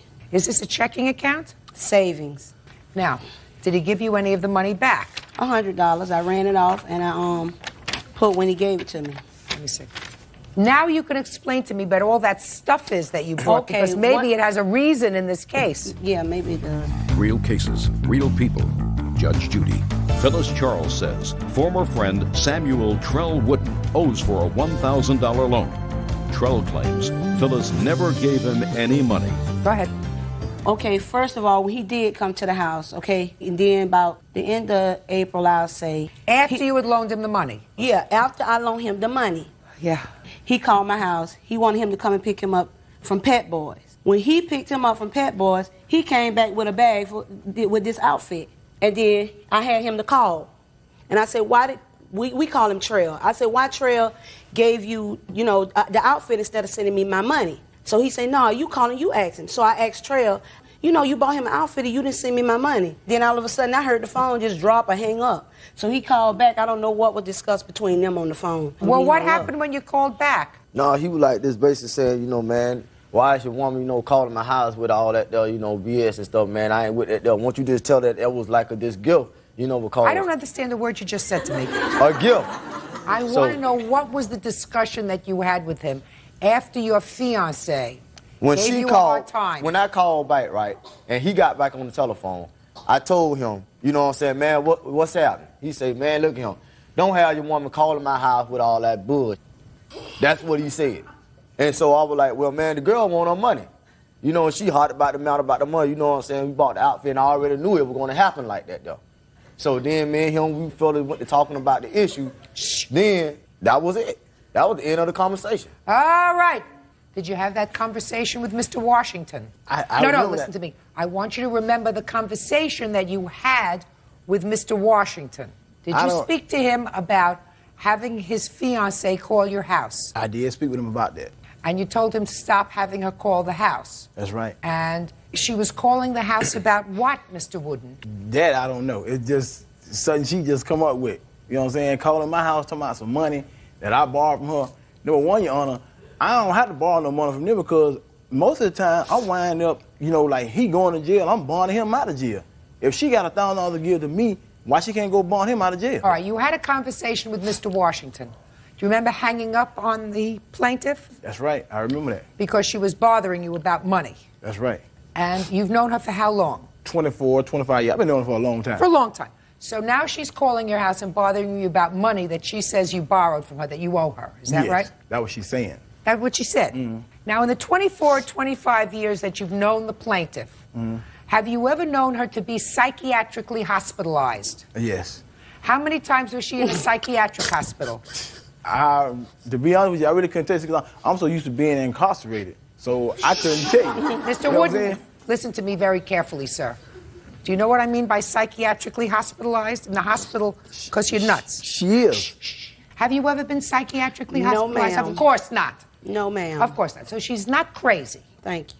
So, Miss Charles, you've seen my courtroom before? Yes, ma'am, I have. So you know a few things. You know what I always say. If you're going to make a loan to somebody, you put it in what? Writing. Right! And you didn't do that. Yes, ma'am. Correct? So that Yes, was a big ma'am. mistake. Right. So you didn't learn really well. Right. So now you put me in the position of having to make a decision as to whether or not you loaned him money, because he doesn't say it was a gift, he doesn't say it was a payback. Yes, ma'am. He says, she never gave me any money, right? Yes, ma'am. That's why we put things in writing when we make a loan. Right. Because now I have to decide whether or not Mr. Wooden is a liar. Right. Or you're a liar. Right. Now, Mr. Wooden, Yes, ma'am. this lady you've known for 25 years, and she's not crazy. She is crazy. Shh, no. About my money, No. yes. She's not crazy. What she is angry. For what? Because you borrowed money from her, sir. Nah. Yes, you did. Oh, yes, you did. There isn't a reason in the world that I can think of, unless you can tell me the reason, why this lady who's known you for 24 years, or her fiancé who's known you for 20 years, would concoct this story about $1,000. She could have said, I lent him $2,000 because she withdrew $2,000 from her bank. She didn't say I lent him $2,000. She said she lent you $1,000. And he was a witness. And she kept calling you on the telephone to say, where's my money? And then, and this you verify, she got angry when you went and bought the fiancé an outfit. She called you again, why are you buying him an outfit if you owe me money? Give me the $25 or the $30 that you spent on his outfit. What are you giving it to him for? And then you hung up on her. And then he called you back, and you said he called you back. You see, little pieces sometimes make the truth. So you owe her $900 because you already paid her back $100. Judgment for the plaintiff. Put it in writing. I will next time. That's all. Your Honor, case number 190 on the calendar in the matter of Sheftel versus DeRosa. Parties have been sworn in. Judge, you may be seated. Folks have seats. Mr. Don't bring out, don't touch anything. Mr. Sheftel, according to your complaint, you are in the business of making customized chocolates. Yes, ma'am. And the defendant had been a customer of yours for some time. Yes. There came a time when she ordered a customized item. Correct. Which you claim you delivered to her, put on a credit card. Correct. She stopped payment on the credit card and returned the chocolate. Yes. You say there was nothing wrong with the product and you want her to pay for it. Correct. Mr. Rosa says the product was defective and delivered late, right? Yes, my horse looked deformed. Okay. How long had she been a customer of your business? About 5 or 6 years. With no problem? Never had a problem. What kind of customized chocolates had she ordered previously? The coins, I brought these to show you. They're customized chocolate coins with an imprint with her company or horse's name on them. Fine. And she ordered it by the thousands. And what was this customized order that she made when she returned the order? Okay, she had placed an order for thousands of chocolate coins. She came to pick them up on Valentine's Day, one of my busiest days of the year. While she was picking them up, she was on her way to a horse show. She asked if there was anything new that we're doing. You know, she's always interested in something different. And I showed her the photo chocolates that we do. That is an imprint of, you give us a photograph and we make it into the chocolate and the whole thing is edible. She was all excited. She happened to have with her a picture of her horse, which is on the back of a phone card that she gives out as a promotional item. She gave it to me. Can I see it, Bert? I went Sure. into the back and I said, if you want, I'll make one up real quick for you. I can do that. So I went into the back and I made one very quick for her, just to give her an idea. This is the exact sample that I made for her. Let me see. No, I ate the sample. I have an eating disorder. I ate the sample. Listen, Mr. Rosa, don't speak until I speak to you. Sorry. Don't look back there. Look here. Don't forget. Don't speak. Okay, so this, you say, is the sample you made for her. Yes, here, this is the finished product that we actually shipped out, several hundred of these. Okay. And you can take them out of the box if you'd like. Just a minute. I don't want to take them out of the box. Okay.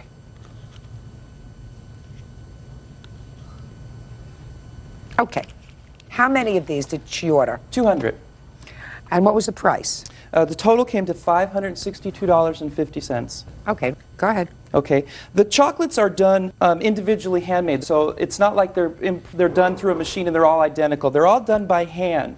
Okay. We take the picture that she gave us, which you have, and we make a master sheet of them. Listen to me. I don't plan on going into the chocolate business. Okay. So I'm not interested on how you do it and whether it's a good product or not good product. Listen carefully. Bird, don't eat the chocolate. That's the evidence. When did you ship out this chocolate? The chocolate was shipped out exactly 1 week later on the 20th, and it arrived in Arizona where she needed it the next day on the 21st at 9:25 and arrived in signed for at 11:19 in Scottsdale. Okay, she got it. She got it within a week. Good. I get a call from her. She said she didn't get it in time. I said, well, what do you mean you didn't get it in time? We shipped it out. Well, she said she needed it for a party. I said, well, I was never told that you needed it for a party. This was a last-minute order. We told you we'd get it there by the end of next week. So I knew nothing about the show. That was the first thing. Then she said, well, she didn't like the way they looked. I said, well, what's wrong with them? And I never really got a correct answer from her. Okay, let me find out. There's no question that you received the goods on the 21st of February, Yes. and there's no question that you stopped payment on your credit card of $562.50. Yes. Okay, now explain to me why. We went in, as you said, and I'll make this very brief. He showed us the chocolates. I gave him this card, which you have in your hand. I said, could I have a sample? The reason why I brought up the eating disorder, he brought it, and I wanted to keep the sample, but we ate it on the way to Scottsdale because there's no way that chocolate can last around me. So I said to Frank, it was beautiful. I said, Frank, please make this up for the show. He sent them a day late, which I said, okay. Just a minute. It was exactly a week later that you received them, which seems totally reasonable. So the time is not the issue. The issue is we go through great lengths to put my horse in the best light possible. On this Visa receipt, we not only have the chocolates, but we have the gold coins. The only thing I took out of this was the chocolates, and if you look at them, it makes my horse look deformed. Well, let me see them. The very reason, Just a second. to do this is to promote something and give this to people. And I don't know if he's changed the chocolates, kept the chocolates. These are the exact chocolates. You didn't make new chocolates. No, Can I they were- see the box, They were shipped please? back. And I want to point Can out I there were see? 2 boxes that were shipped. She shipped back the second box with never even opened it when she got it. It was completely closed the way we sent it. All right, let's take a look at some of these randomly, all right? And he never said they were each one was separate and they would have a different look, or I wouldn't have done it. Well, let me ask you this question. Could you take a look at this one and tell me what's wrong with it? All right, well, what I wanted to start to say was the chocolate... Okay. Just look. Yes. Tell me what's wrong with that. You have a little bit on the picture there. Yeah. Okay. It's like a little bit of a discoloration. What I wanted to start to say was these chocolates were shipped from the candy factory in North Hollywood to Arizona.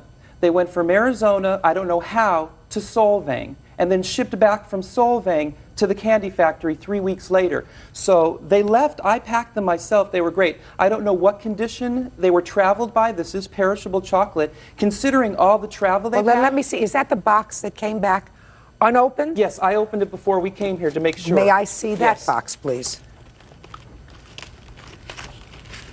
And it says on the side of the box. Just a second. I don't care where it went to, before or after or whatever else. This one she opened. This one, And she according removed to 10 of those bars also and sent it back. This one, according to you, she did not open. Correct. And it came back to you unopened. Correct. So she just opened the first one, took a look at them, saw some that were defective. That's what she says. Well, I see some that were defective. Here you say it may have happened later. Correct. So let's take a look randomly at some of these.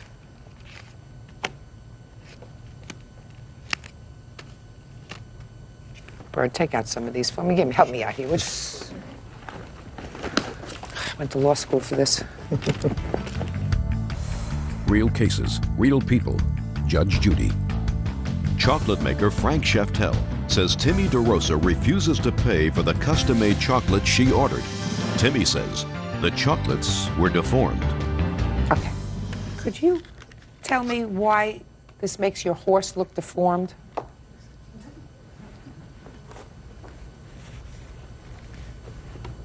Well, this particular one doesn't. This one is faded. Would you hand this to somebody if this was the Judge Judy thing, a gavel, and your whole gavel was halfway off? I wouldn't give somebody a picture of myself that they could eat. Well, you know what? That... And that's the point. These are edible. In 2 minutes, they're gone. Then don't have beautiful ones to show. Are you talking to each other? Don't irritate me. This case is irritating me enough. You cannot hand these out. There's some of them where their eyes are where their eyes are bulgy. This is faded. You can't give this to somebody. These are multi-$1,000 horses. His stud fee's $3,000. We ship semen all over the country. Could I please have that back? Listen, what I I would don't not understand, hand Miss, any I'm of this to speaking, anybody. I'm speaking. Mr. Shiftel, something that I don't understand from a business perspective. Thank you. She's absolutely right that they're faded. But shh, I'm speaking. They're all faded.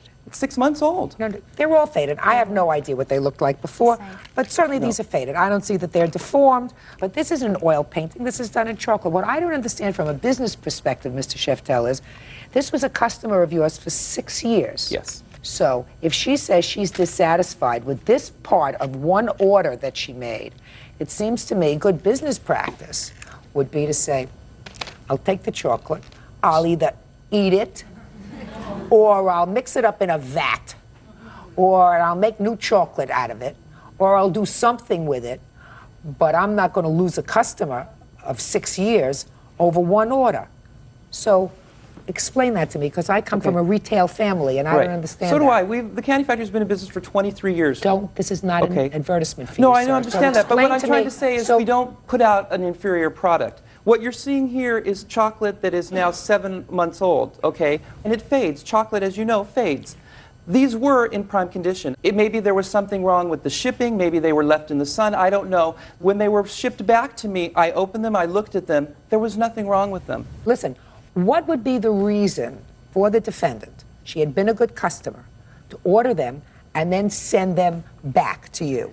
She clearly liked what you did. She came to your place. She ordered it offline. She's called me since then to place another order. She called me 2 months ago to place an order. No, what I said is do them right, and I will buy them. No, your husband called me and asked me if he could place an order, and I said, we still have An this order for outstanding. what? For more chocolates. No. Hey! For what kind of chocolate? We didn't even get that far. Okay, because you said you still have this outstanding issue. And another point I'd like to make is, she says that I could give them out as samples. I've shown them to people, actually. I do show them. I have one in the case. I think there's nothing wrong with them. They're faded. Shh. They're faded and they're not great. And your customer didn't like them. I believe that she acted in good faith by returning them almost immediately. She said, I don't like the way they look. It wasn't immediately. She took 10 or 15 out of one of the boxes. Just a minute, did you take any out of the box? When the boxes actually got there, everyone looked through them, and then they said, look, this one's deformed, this one's deformed, and the person that does the advertising. Answer my question. I don't know if there may be some out of the boxes that we handed out. Well, then you pay for half. You can't use some. I don't care if you use 5 or 10 or 15 and say, I don't want the rest. The rest are no good. No, that's not the point at all. That is not what happened at all. That's exactly what happened. No, it's not. Actually, I showed people how deformed they were. And you didn't put them back. If you showed them how deformed they were and you didn't put all the items back because somebody took them, somebody ate them. I told you then. Don't talk to him! No, I told Talk Frank to me. then. I told him then. I said, count them when you get them. I would not go to hell over $20. So some people did take some. No, not as a promotional item. I don't care what they took them as. No, I did not hand them out. They were at the barn. And I said, we cannot use them. Look at this. And everyone said, these look awful. We called Frank. I had no... Madam, you're not answering my question. I don't care whether you used them as a promotional item or whether you gave them away as Christmas presents or you gave them to the Easter Bunny. Somebody ate them, and it wasn't him. Okay, as I said to you, and I'm not going to waste another second on this case, I think it's very bad business to sue a good customer. But I also think that you can't accept partial order, use some of the partial order, send the other one back without even having opened it, and say, they're probably all no good. So, listen to what I'm telling you. You see the box that you didn't open? That's this box, Bert? Which box didn't she open? That one? Yep. And we took a whole bunch out of this, right? Yeah, Your Honor. Quiet! I don't want to hear another thing. I got important business to take care of. There. You see that box? This came from here. This one is his order. That one is his sample. You see that box? Give it to her. She just bought half an order. Judgment for the plaintiff in the amount of $280. That's all. Parties are excused. You may step out. He usually makes excellent products, and this time he didn't, and that's a shame. It's a reflection of the horse. That's what the horse looks like. If it's deformed, it's because the horse is deformed. Yeah, this is case number 188 on the calendar in the matter of Murray versus Rose. Parties have been sworn in, Judge. You may be seated. Folks have seats, please. You are Mr. Murray. So you are the father of the... Bride. And Miss Rose, you're the mother of the groom. Yes, ma'am. Who are you? Groom. Where's the bride? She couldn't be here. She was too upset over these matters, Your Honor. I believe it. Okay. Bert, I want you to listen to this very carefully. You haven't married any of your children yet, right? Not yet. According to the complaint and the counterclaim, the two families were planning a wonderful wedding for their children, and now the wedding, which has taken place, is over. And each of the parents are suing and countersuing the others for monies that they say are owed to them as a result of the expenses for the wedding. We're not talking about a lot of money here. Mr. Murray, you claim that Mrs. Rose owes you $573.79. And Mrs. Rose, you say that Mr. Murray owes you $2,999.45. First, let me hear what the claims are before I rush to judgment. Okay, sir. When was the wedding planned? The wedding was planned for March 31st. And you like the bridegroom? Yes. Nice guy? Yes. You think your daughter likes him? I hope so. She's known him for a while? Yes, I think they've known each other 3-4 years, something like that. And looking forward to a wonderful life together. Hopefully. So tell me how much you say you're owed by Miss Rose, and for what? All right, I think the total is $573.79. She wanted to have the reception at her club, which is Who a wanted to have the bar. reception at the club? Pat, Mrs. Rose wanted to have the reception at her club or bar, or I think the sign on the front says honky tonk. It's not a honky tonk. Excuse me, Your Honor. Go ahead. Matter of fact, I have pictures of Just showing that. talk to me, sir. But anyway, we met there 2 weeks before the wedding to go over things that need to be done and this and that and the other. And she'd asked, in fact, about a week or so before that, if we could clean the carpet. We own and operate a carpet cleaning business. So we agreed that we'd come in and clean the carpet, and the deal was... You mean on before the carpet- wedding? Before the wedding. And the deal was on the carpet was that we would clean the carpet for whatever it cost for materials. Go ahead. We went in and cleaned the carpet. In fact, my wife and my stepson had went and cleaned the carpet. They were in there for like 6 hours. We used somewhere around 60 gallons or 62.5 gallons of cleaner in this restaurant. It was extremely, extremely bad.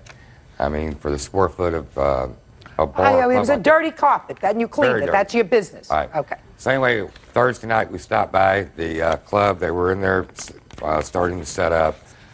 They were blowing up balloons, I believe. She said she didn't have a way to go to the store to pick up some of the food items that she wanted to prepare for the reception. And we said, well, we can go do that. My wife left, went to the grocery store, picked up the food items, brought them back. And we said we would settle up after the wedding. The wedding took place on Saturday. Monday, we went back in to pick up some of our things. In fact, we'd sent her a bill later on that week after we'd got everything together. She called and said that she didn't think she owed that kind of money. We sent her receipts. We heard nothing. Okay, so your receipts are for what, sir? The receipts are for the items that were bought at the grocery store. And how much was that? $53.24. $53.24 of the items you bought at the grocery store. And what else? We'd taken some ribbons and things by for table decorations. I mean, it's just simple things like 94 cents on ribbons and stuff like that. So, yeah, go ahead, 94 cents. What else? Right. It was some things in there from Food Line. All total, Meat. sir, for the items that you picked up for her, that you have receipts for, how much do you have receipts for? Oh, Lord. Be $123.79, I believe, Your Honor. $123.79. All right. And what's the other money for? The other money, the $450 was for materials used in carpet cleaning. Okay. That's what your claim is, correct? Yes, Your Honor. Well, let me hear from you. What's your claim about? Would you like these receipts? No. Well, first of all, Your Honor, when I talked to his wife, Mrs. Murray, about cleaning my carpets, I told her it was for the wedding because I wanted the carpets to be clean for the reception. First, she said, no charge. I said, no, I will not let you do it free of charge. She says, well, why don't we get the boys to clean the carpets and I'll charge you for the chemicals. And I said, that's fine. How much do you think that'll be? She said $25 or $30. I agreed to that. The boys came in, they cleaned the carpets. And then the Thursday, as he was talking about her going to the grocery store. I don't want to hear about the grocery store. Okay, they came over to... Shh. I don't want to hear about the grocery store. I want to hear about your counterclaim. Oh, my counterclaim. Okay. Right, is what I want to hear about. Okay, my counterclaim is $2,999.45. These are charges incurred because of the wedding, the rental of the dance area, which is half of what I would normally have charged. Why did you charge him anything? Well, why'd you charge him anything? It's a business. What? I coughed up $400 for what? For the rental of the business. No. Listen I closed my business down, Your Honor, for 10 hours. Just a second. How long was the reception? The reception started at 4. And was over at what time? 4:30, 5 o'clock, and it went on to 12. Were there other people in the bar? Not customers, no. Everybody was in there, was invited to the wedding. Fine. How many children do you have? One, thank God. Good. So you have one child, and you happen to have a place where they could have the wedding. So what's the big deal if you close your place for a No night? big deal. Good. Real cases, real people. Judge Judy. Stephen Murray says mother of the groom, Pat Rose, owes for money spent on his stepdaughter's wedding. Pat says it's Stephen who owes. What's next? Preparation and setup. What does that mean? That was doing the decorations, all the things that had to be done, setting up for the food area, for the cake, the decorations for the club. What else? Clean up. What else? Rental of linens. Linens? They did not want to use my white ones. They wanted the champagne ones. Fine. How much was that? $65. Good. Go. I have invoices. No. I want you to keep talking to me. Okay. The food. How much was the food? My cost on the food was $601. I Okay. called a caterer to find out how much. How many people were at the wedding? 187 people RSVP'd. No. How many people came to the wedding? I didn't do a head count, Your Honor. But a lot of people. Yes, it was full. Okay, and the total cost of the food was approximately $601? Right. Okay, what else? Champagne. How much was that? Your cost? $210. That was- She agreed to pay for this. Okay, what's next? The bands and the DJs. Are these regular employees of yours? No, you book bands and DJs as you need them. No, I'm asking you. Were these regular employees of yours? Did you pay them by the week? Did you pay them by... No, you book them per occasion. I had booked a band in there. Mrs. Murray called me and insisted that I cancel the band. I told her it would be just as cheap for me to let them go ahead and play because I had to pay a cancellation fee. She said she wanted a DJ and karaoke to cancel my band. I did. I paid the cancellation fee, hired a DJ, and as soon as I... Now, would you give me some idea of what the cost was for the music? I paid $290 cancellation fee. Then I had to turn around and pay another band that she insisted that I hire, $300. The DJ and karaoke was $250. Okay, what else? And then there was additional wait staff, loss of linens due to the fountain, and the carpet. I have invoices for all this, Your Honor. I'm being very arbitrary here. There are certain costs that I'm considering in my head and certain costs that I'm not. Now, Mr. Murray, how many children do you have, sir? I have 2, and I have 2 stepchildren. I want to know how many children you have. 2, 1 daughter, 1 son. And how much did you pay out of pocket for her wedding? That was my stepdaughter that got married, Your Honor. Oh, it was your stepdaughter that Yes. got married. Well, that's your daughter. Step Yes, up. Your Honor. Just a minute. Your name is Miss Murray? My name's Darlene Murray. You have one daughter? I have 2 children, 1 daughter, 1 son. Are you employed? Yes, ma'am, I am. Are you employed? Yes, I am. What I want to know is how much the parents of the bride actually expended for this wedding and what you spent it for. Your Honor, first of all, may I please say... Say nothing except answering my question. How much money did you spend to feed the guests at the wedding? My agreement... That's not what I asked you. How much did you spend to feed the guests at the wedding? I would say that I spent over $200. For what? The rehearsal dinner, unbeknownst to me, was at my home that was not pre-planned.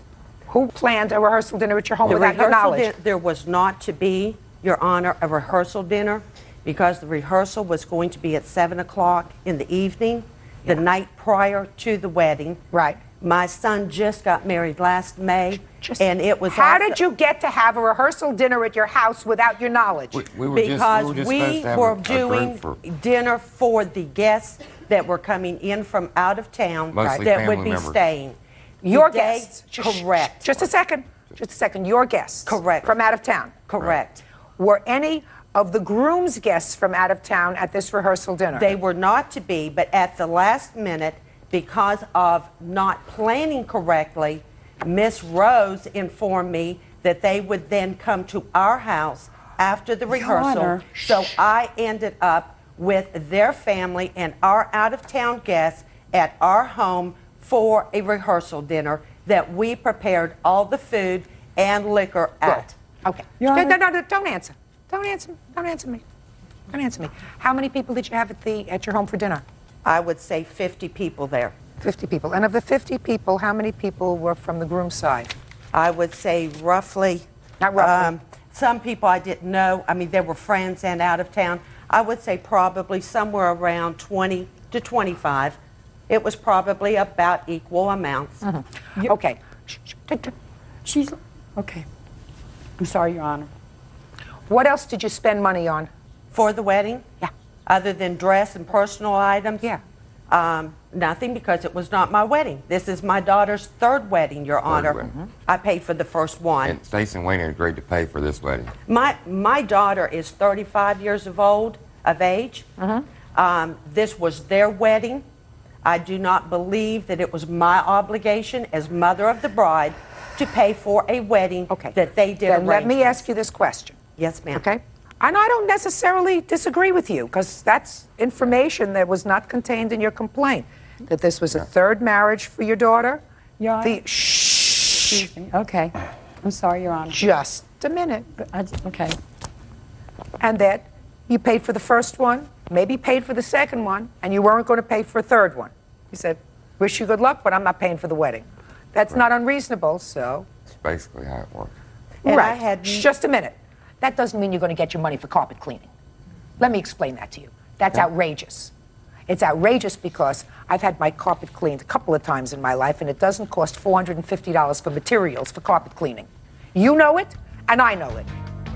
Mr. Murray, you know what a jug, a whole vat of cleaning material costs, and it doesn't cost $450 for carpet cleaning. And even if it did, which it doesn't, it seems to me, while you had no out-of-pocket expenses for the wedding, it was a nice gesture if you said, if you're donating your hall, which, by the way, you're going to do. Okay. I'm giving you that right now. That's fine. If you're donating the hall, at least I want to do something to make it pretty, so I'll come in and clean the carpets. So I've just taken care of your claim. You have no claim. You cleaned the carpets and you picked up $100 worth of food. Big deal. According to you, you had a lot of out-of-town family. I don't know if it's your family, your daughter's family. So even if you made a rehearsal dinner, you decided to do that, and you made it at your house for your out-of-town guests, you knew that they were going to be fed at her establishment because she paid for the food. No, Your Honor. Yeah, I believe she paid for the food for the wedding. Your Honor, may I please say something? You're telling me everybody brought something? Yes, ma'am. And I have the list as to how it was A friend done. of ours that came from North Carolina that does wedding cakes, she made the cake and she brought the cake How down. many people were at this wedding? About 120 people. 120 people. So somebody else made a wedding cake. Big deal. And No, if you're telling me this was a potluck wedding where everybody brought a dish to feed 120 people, I'm telling you I don't buy it. Well, Forget it. You have no claim. Wasn't enough food Listen to feed me. 120 You people. have no claim. What I don't understand is why you two people have chosen to interfere with the happiness of your children over what I consider pittance of money. Everybody has problems when they plan a wedding. Everybody has problems when paying for a wedding. The bride's parents are supposed to do this, the groom's parents are supposed to do that. In the case of second or third marriages, perhaps that's different. But it seems to me you have one child, and you want that child to be happy. both of you have placed a strain on a brand new marriage by fighting with each other. This will never go away. This will never make your children feel better. Put your hand down. I am certain that they have had many hours of discussions, unpleasant discussions. Is that a fair statement? You and your new wife? Yes, ma'am. Over this nonsense. Nonsense. Stand up here with your mom. Do you work? Yes, ma'am. What kind of work do you do? Professional painter. Have you been doing that for a long time? Right about 8 months now. Is this your first marriage? Yes, ma'am. And you knew it was your wife's third marriage? Yes, ma'am. Does she have children from her first two marriages? Yes, ma'am. 2 girls. How old are they? 19 and 16. Are you currently living with your wife? Yes, ma'am. Other than this strain that you have any other stress or strain? Regular life, but this is really a real bad strain. Well, this is what I'm going to suggest that you do. If your mother wants the money for the rental of the hall, for the band, and for any other incidentals that she may have incurred for this wedding, I suggest you and your wife pay for it. Your Honor. Do you understand? I suggest you and your wife pay for it. May I say something, Your Honor? Sure. Mrs. Murray is the one who demanded all these demands. She's the one that ramrodded the whole affair. She's the one that made all the decisions, not the bridegroom, not myself. She's the one that demanded that I cancel the band. Then she's the one that demanded I hire a DJ. She's the one that demanded that I rehire another band. She's the one who agreed to pay for the champagne. She's the one who agreed to do all this stuff. I helped clean the She's carpet. the one, she was so petty about everything, Your Just Honor. a second. Listen to me. I wasn't there. And I believe, just listen to me. You don't have a written agreement with her, do you? Verbal agreement. I said you don't have a written agreement No, with her, ma'am, I do have you? a verbal agreement. Okay. I believe them when they say that they were not prepared to make a third wedding. I believe them because that's very reasonable. And they were going to use your club, and there weren't going to be a lot of expenses. You have 2 adult children, one of whom has 2 children who are adults themselves. So if you feel as if you have to be reimbursed for the rental of your place and table linens, I suggest you speak to your son and make arrangements to do that. Your case is dismissed as well as your counterclaim. That's all. Parties are excused. You may step out. This is case number 282 on the calendar in the matter of Dawkins versus Morris. Parties have been sworn in, Judge. You may be seated. Young lady, have a seat, please. All right, this is a little complicated. Let me see if I can simplify it. Miss Dawkins, according to your complaint, about a year ago, your boyfriend was arrested and was incarcerated. The defendant was a friend and also was a paralegal by trade. You claim that you paid the defendant $2,500, that she said that she had an attorney who would be very good for your boyfriend, and that the $2,500 was a retainer. And then later, when he was given a public defender, she said that she would work with the public defender to file motions and do other things in her capacity as a paralegal. Is that correct? Yes. Subsequently, you found out from the attorney, the public defender, who had been assigned to represent your boyfriend, that he told her to stay out of it and not do anything. So you want your $2,500 back. Right. Is that this case? That's it.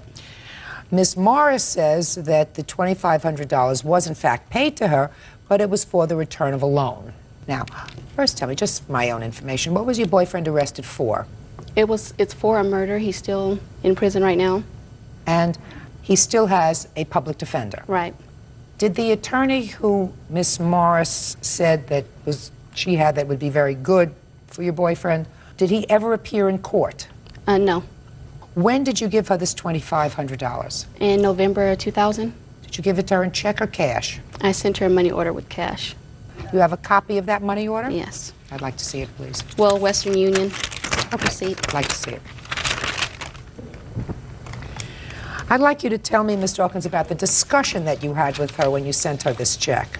Like you said, my boyfriend had went to prison, and because of that, we called on Paulette for legal advice, and she told us that she would see what she could do.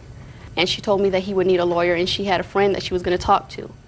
So she did that. I talked to Paulette a couple days later, and she told me that if I got $10,000, that we would be able to retain this lawyer. All I had at that time was $2,500, and his mother tried to come up with the rest of the money, but we couldn't. So he was given a conflict panel attorney, and we left it alone because we knew we weren't going to come up with the rest of the money. Then she told me that she had spoke with his attorney and that they agreed to work on The that. attorney who was assigned to him, yes. She told me that she had spoke with him and that they agreed to work on the case together, but since he got paid through the state, that I would have to give her the money that I had already had, the $2,500, for her to file the motions and to do some research on her own on my boyfriend's behalf. Is that when you sent the money? Yes. Go ahead. I sent the money from out of state because I was out there with some family. When I came back from out of state, I had got a hold of his attorney, and he told me that he told Paulette not to get involved with the case because she couldn't do anything but hurt it. I got suspicious about it because I had talked to my boyfriend. He told me Paulette had not attended any court dates since I had sent her the money. Okay. Ms. Morris, I will hear you. First of all, Your Honor, I've never seen or met Jessica before in my life. This is my first time ever laying eyes on her. As far You were as a friend of her boyfriend's? Yeah, he calls me Mom. I'm kind of like a mentor to him. And Not such a good mentor if he's in jail for murder. No, that... Okay, go ahead. Go ahead. Prior to him being arrested, I've been helping him try to find a job. He really was pushing the pedal on finding a job. He eventually found a job. The date that he started his job, he got arrested, being in the wrong place at the wrong time. Prior to that, I had loaned the ex-boyfriend a total of $1,200 to help him with her to move into an apartment complex to get on his feet. And he told me that he would pay me back $100 a month. Mom, I will pay you $100 a month until I pay you back. And that's fine, it's no problem. I'm a gambler, Your Honor. So, you loaned him $1,200. I loaned him $1,200. Right.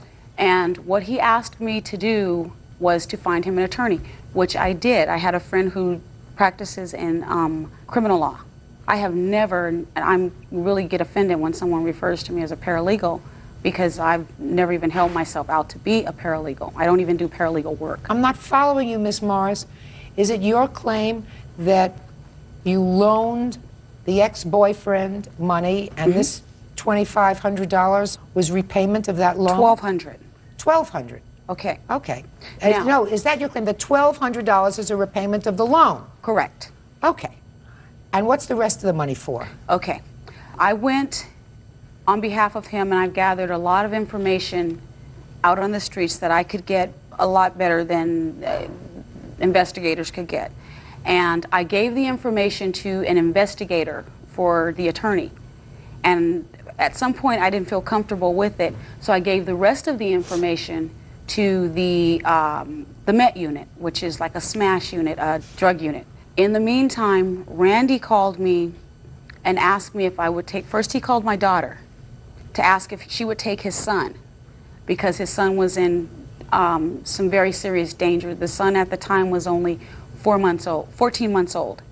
Miss Dawkins here was in possession of Randy's son when the murder occurred. He was begging my daughter to take the baby. My daughter couldn't. So he says, I'll ask Mom.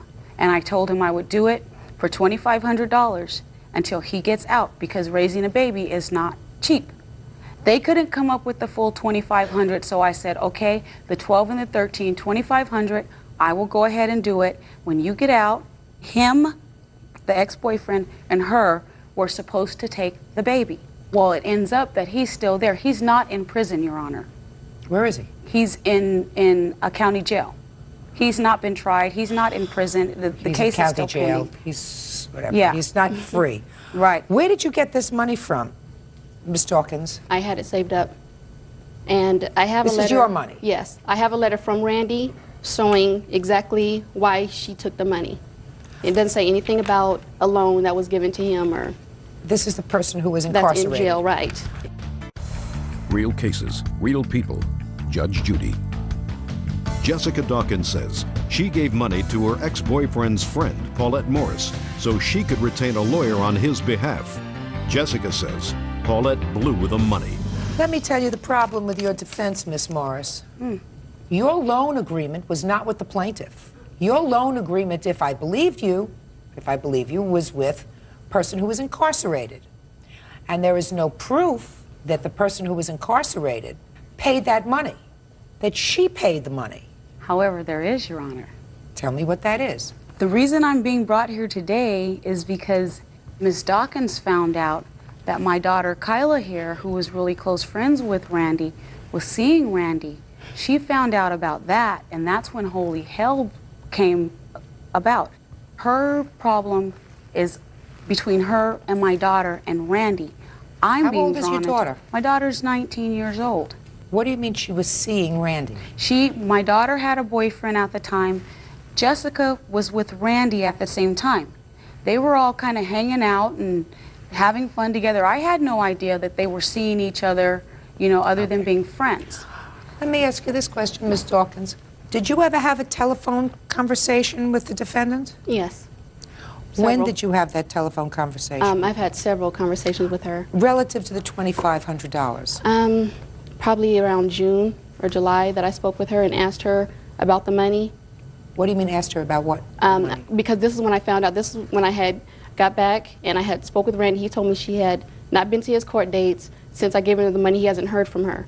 So I had called her up to see what was going on with that money and why she wasn't doing what she promised. And that's when she told me she had the baby, and I have never had custody of Randy's son, ever. Who asked you to send this money? She asked me to send this money to her. Did you speak to Randy first? Yes, but he did not tell me to give her the money. I didn't speak with Randy that much because they're collect calls. I can't speak with him that much. I spoke with the defendant, and she told me she would need the money to file motions and do research. Ms. Morris, where is this child now? The child is residing with me. In January, I will be adopting the child. I have a letter here from Randy as well, asking the judge court, and it is in the papers as to him wanting me to take the baby. As far as me not going to Randy's court appearances or anything, he requested me not to for the safety of the baby. Well, this letter does not give you the ability to adopt the child. It No, does I not have- give his consent. I have the Did you file a petition to adopt the child? I have the petition for guardianship. Guardianship is not adoption. No, the laws have changed within 1 year in January. The adoption procedures will be will start, exactly. Can start. His parental rights have to be terminated. Where's within the mother? 1 year. The mother is in a youth halfway home. She just got out of juvenile hall. Are you paid any money by the state? Now Ms. I am. Morris? Yes, I am. Let me finish. There is a procedure that is used in this country. It's called kinship foster care, or foster care with someone that you know. So the state gives you money every month for taking care of the baby. How much do you receive from the state? $406. And how long has the child been with you? The child has been with me since January 2nd. I began receiving payments in about March. So March, April, May, June, July, August, September, October. So you've received 8 payments? Approximately, yes. Is that right? Mm-hmm. So you've received $3,200 so far. So this money that you say he's supposed to give you for taking care of the child, you have been reimbursed for taking care of the child Oh, by yes, the state. I had no By choice. the state. Right. By the state. And what happened was when the child was brought to me, the child came to me with just a shirt, a dirty diaper, and a bottle. Mm-hmm.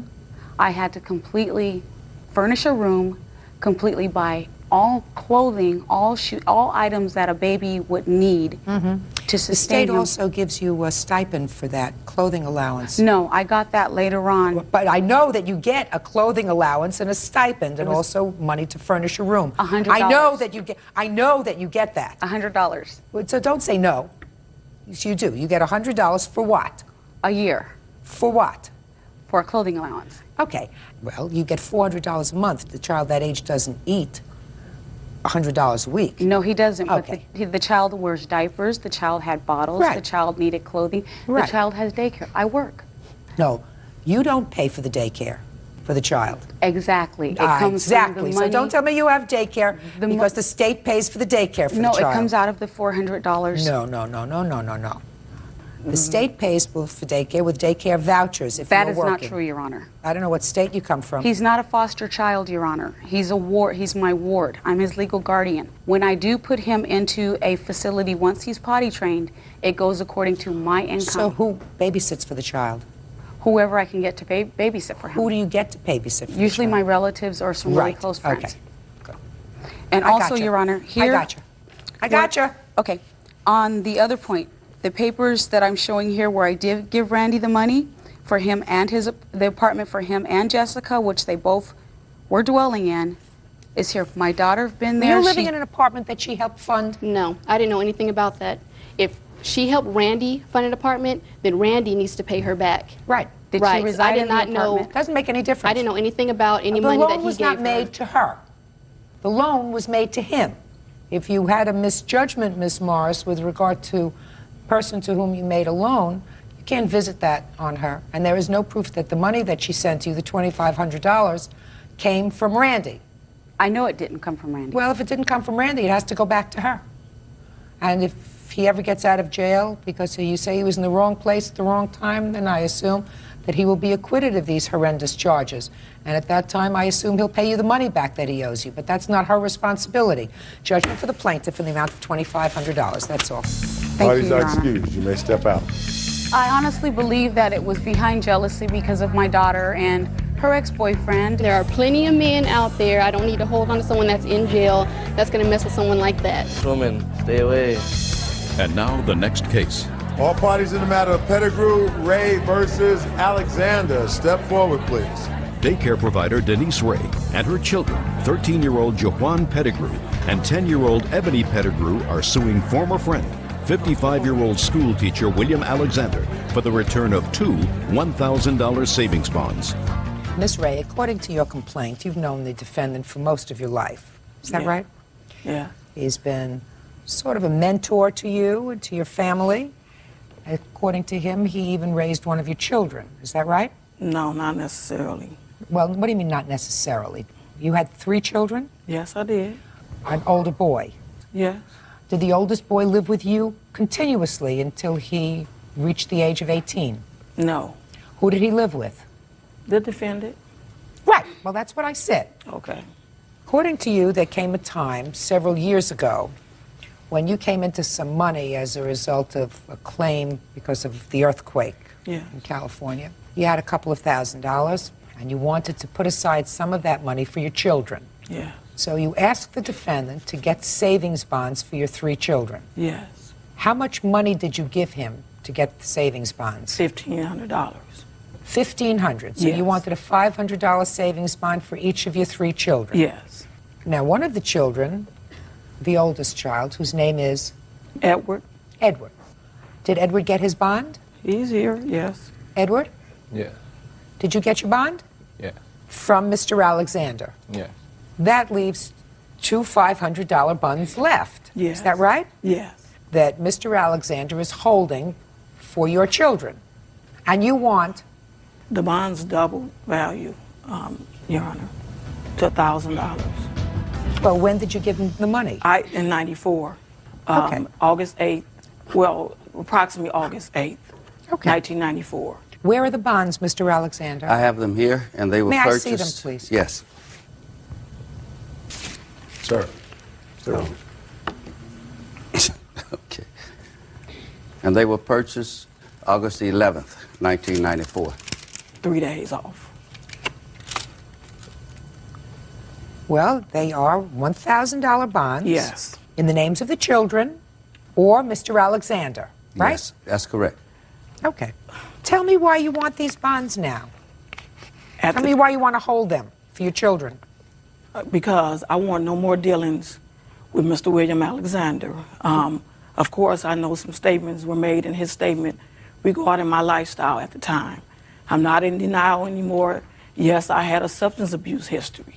But the thing about it, what led up to my substance abuse history was kept hidden in the dark for years. Was that his fear? And was that your fear? Is that was why my you fear. gave him the money to buy the bonds for the children? Rather than buying them yourself? No, at the time that we were to purchase the bonds, I didn't have Edward's social security number. The day that we were at the bank purchasing the bonds, I filled out all the original paperwork with my name as payee for these children until they turned 18 for these bonds. Mr. Alexander asked me to let him hold the money and the paperwork until that following Monday. I says, okay, I'll trust you. Come that following week, when I asked Mr. Alexander for the bonds or my money, he told me he wasn't giving them to me. I assume that you let him hold these bonds all of these years because you trusted him. Yes. Right? Yes. You and then- trusted him, and he certainly did everything that he could to live up to that trust, because here are the bonds. He hasn't done anything with them. Here they are. Okay, but Your Honor, it's more to the story than... I don't want no more dealings with Mr. Alexander. Mr. Alexander is... I don't want any more dealings with Mr. Alexander. Do you have a problem with her holding the bonds for the children? No, I don't have a problem at all. Fine. Good. Okay. Because she really can't cash them. No. Because they are for either of the children or you. Exactly. So if she went in to cash the bonds, she could not cash them. These bonds are going to have to sit there until the children reach their majority. I gave the bonds to her last year when she asked, and she became angry because I wouldn't sign them over. I said, if you want the bonds, you may keep the bonds until the children are 18. It's their money. Right. No. No Your what? Honor. No, he did not. Okay, I well, asked- no, just so we don't have a problem anymore. I want my bonds changed over to their godmother. No. You can't have that. Period. I'm not doing that. You can hold your children's bonds because that's what you want to do. If you feel as if you have a safe place in your home, or if you have a bank vault, you can take the bonds and put them there and wait for your children to reach their majority, and then you give them the bonds, and at that time they should be even worth more than $1,000. Exactly. Because it's a while. How old are you? 10. And you? 13. 13. Well, got a way to go. These are going to be worth a lot more than $1,000. But I paid for those bonds. So what? Well, what do you want me to do? I don't want nothing to do with it. I don't want nothing. You don't have anything to do with but it, his madam. name is on them. You're absolutely right, which means that you cannot cash them. The only thing that means is you cannot cash them. These are for the children. This is what you intended it for. You intended these bonds for the children. But I didn't intend for his name to be on them, Your Honor. Well, then don't look at them. Don't look at them. Put them away, and when your children reach the age of 18, you give each of your children a bond. One of the children should have about $2,000. They don't need his assistance for anything, right? No, to me, Okay, to thank do you. these? I just don't want Absolutely them in my not. children's life, Shh, period. Listen to me. All this says is Ebony or William. Means either one of them can sign these bonds, but Ebony can't do it until she's 18. Okay. Yes. And Jawan can't do it until he's 18. Other than that, these are That's fine. your Long as the children's pedophile bonds. don't have it. Perfect. We've just resolved this case. Give her the bonds. Whatever. Mr. Alexander, thank you very much. Thank you. You don't have control of that. Why is that excused? And now the next case. All parties in the matter of Keck versus Soleil. Step forward, please. Bookkeeper Barbara Keck is suing her daughter's friend, 19-year-old receptionist Amanda Soleil, for causing her car to be towed and impounded. Miss Keck, the defendant was living with your family. Yes, ma'am. Is this your daughter? Yes, it is. I assume she was a friend of your daughter's? Yes. You allowed her to use one of your cars. It was an older car. She had run into some transportation problems. She relied on her boyfriend, according to your complaint, for transportation. I assume this is boyfriend Jeff. Yes. Hi. Right? And at some point, after a period of time, the car broke down. Yes. The car broke down at Jeff's place of employment. Right. The car was subsequently towed and impounded. You had considerable fees to get the car out of tow, and you believe that the defendant should be responsible for paying those fees. Yes, I did. She says the car was a piece of junk, basically. I don't have a problem with that. When did she come to live with your family? I think it was in May, either early or latter part. Why? I understand that she and her mother weren't getting along, and her mother had asked her, just go on and live somewhere else. What would make you take her into your house? She's my daughter's friend and had been since senior in high school. They're both in college now. And she'd been over to the house and dinners and, proms and all that. So we were all good friends. Did you charge her any rent? No. When did you give her the car to use? Maybe early August. Tell me about that. She and Jeff were in a traffic accident, which totaled his truck. So, after they came over and they were at dinner at our house, I think, talking about things, and I said, well, how are you going to get around? And so we just decided, well, shoot, we've got this Mazda, we'll let her use it. Now, You tell me what happened with the car and when. After she gave it to use it, it was September 6th, and I was dropping Jeff off at work. So we'd used it for a while. You used it for about a month. For about a month, yes.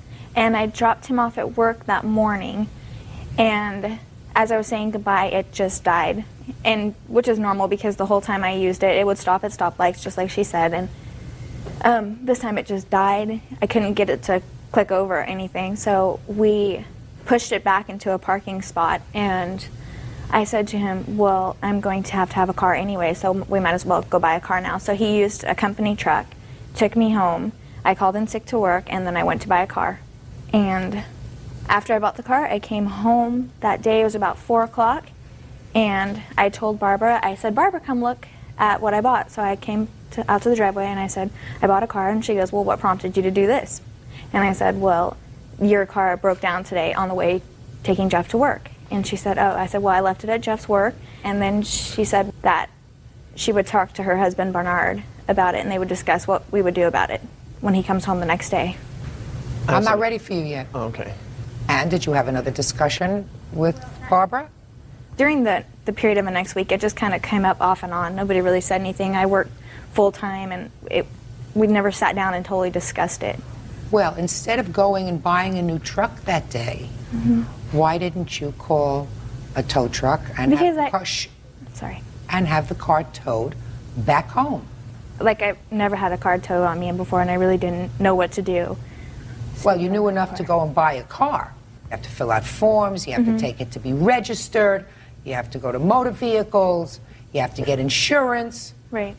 And to get a car towed, you have to pick up the phone and look in the yellow pages and find towing and call and say, come pick up the car, and would you please bring it back to my residence? Now, which one seems harder to you? Probably buying the car. Right. And the towing fees were $455. Right. Well, you explained to me, young lady, why you don't think you are responsible for that. Well, I feel that because I feel because the car was in her name, and the day that it broke down, I did come home and I did let her know. After you bought a new car? Yeah. Well, at the time, that seemed like the right thing to do to me. No, it seemed like the selfish thing to do. Buying the car was my idea. Excuse me? Buying the car was my idea. I had the money saved up, and I just said, you know. Is anybody talking to him? Are you still living at her house? No. You lived there for how long? From June until early September. 3 months she didn't charge you any rent. Right. Not $50 a month, not $100 a month. I assume you ate breakfast there. You said you had some dinners there. Jeff came over and ate there. Did she charge you when Jeff came over and ate dinner? No, she didn't. Nice lady. And let you have a car. There's no issue. Where's the issue? Why are we here? It was your responsibility to bring the car home and say, now I've fulfilled my responsibility. It was given to me in the driveway. I've returned it to the driveway. You got it? And if he thinks that that's wrong, oh, I'm dying to hear from him. You're dying. Okay. Stand up! She said, okay, when she gave us that car, it breaks down at stoplights. If you crash it, I don't care. Just don't get it stolen. Insurance doesn't cover that. If it breaks down, leave it. If it does this, does that, leave it. I don't care. The car's garbage. It's an 83 or 86, doesn't matter. It's got over 200,000 Sit down. This lady was very nice to you. Mr. Responsibility over here doesn't get it together as much as he should. You know, he doesn't understand that as an adult you have certain responsibilities. You should understand that. Judgment for the plaintiff in the amount of $485. That's all. Parties are excused. You may step out. This is case number 402 on the calendar in the matter of Hickey versus Deeks. Parties have been sworn in. Judge, you may be seated. Gentlemen, have seats. Mr. and Mrs. Hickey, the defendant's son and your son were playing with BB guns. According to your complaint, the defendant's son shot your son in the mouth with a BB gun, causing his tooth to fall out.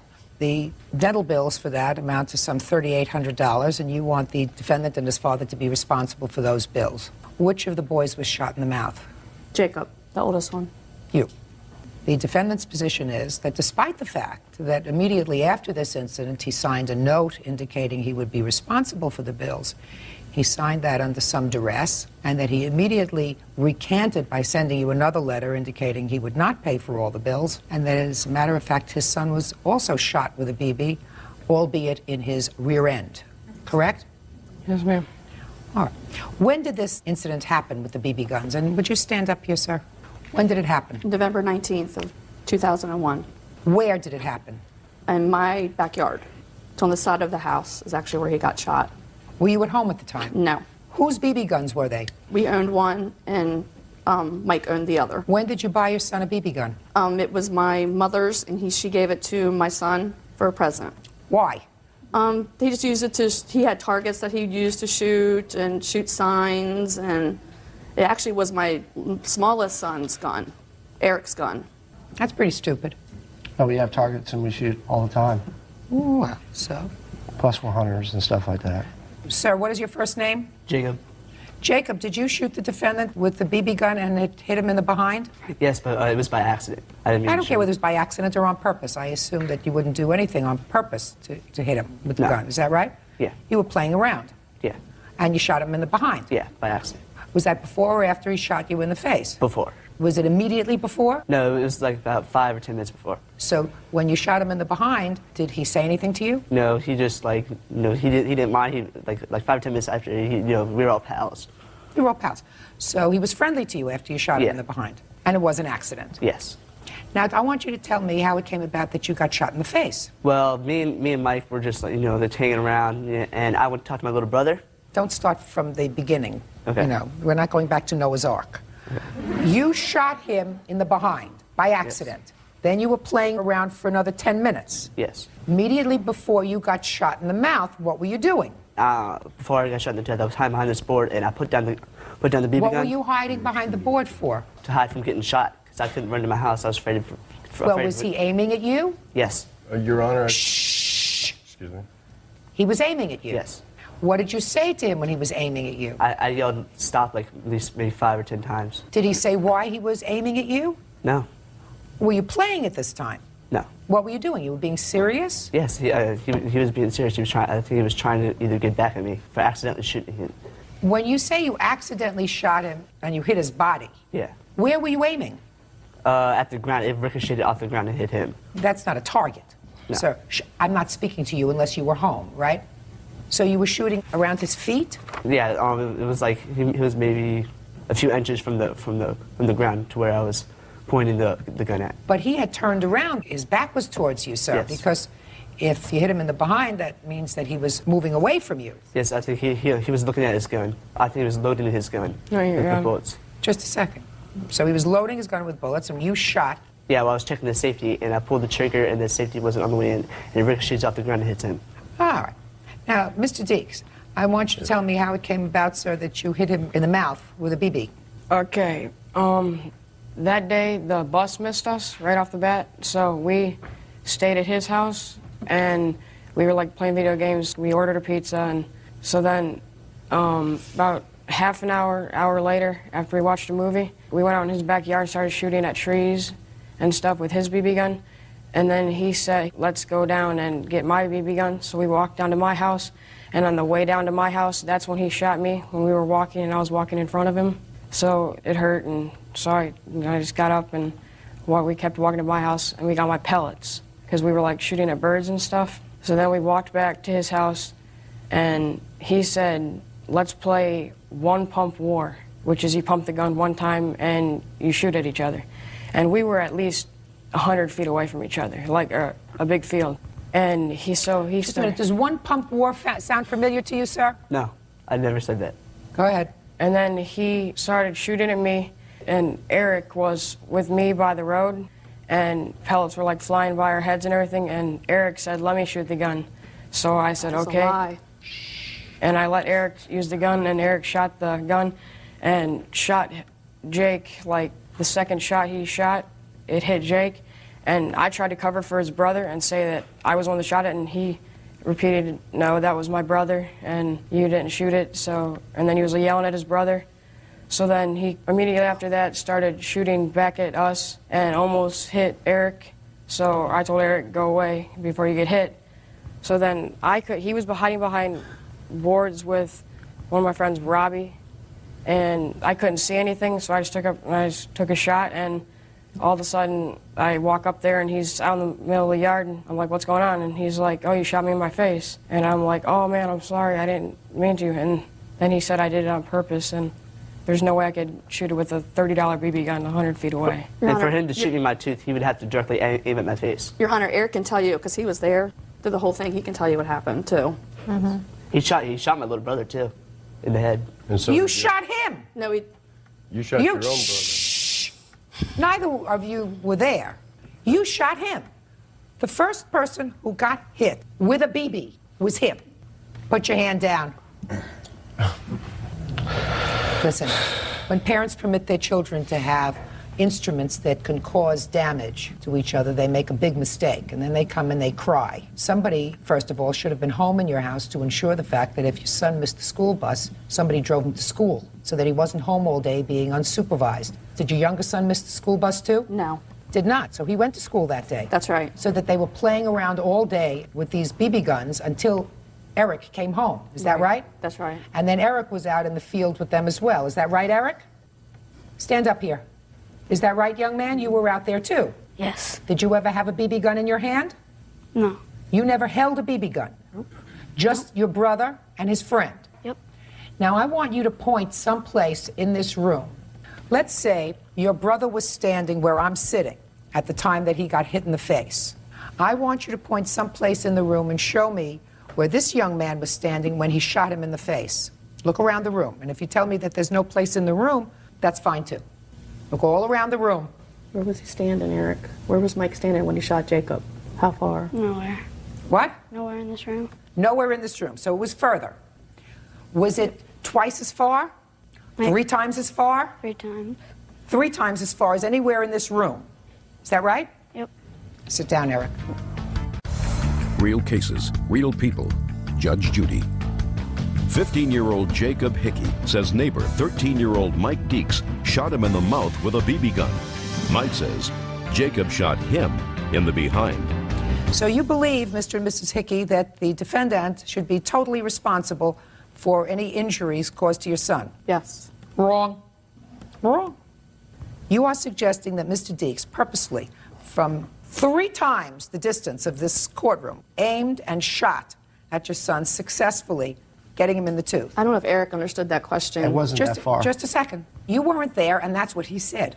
Well, I know where he said he was. Just a second. You weren't there, and that's what he said. He's on probation for violence in the first place, so he is susceptible to That this has stuff. nothing to do with this case. Your Your Honor, Honor. I'm In off fact, probation. he used that to bribe me into signing the note in the first place, and All I right, would now, pay the bill. let's get to the note. You begged us not to Immediate- call the hey, cops. Mr. Hickey, Right. Mr. Hickey, Okay, ma'am. listen to me, sir. But for the fact that your son had a BB gun that day, you wouldn't be here today. True. Now, there came a time, according to what I've read in these papers, that the defendant, Mr. Deeks, signed a note. Mm-hmm. Can I see the note, please? Sure.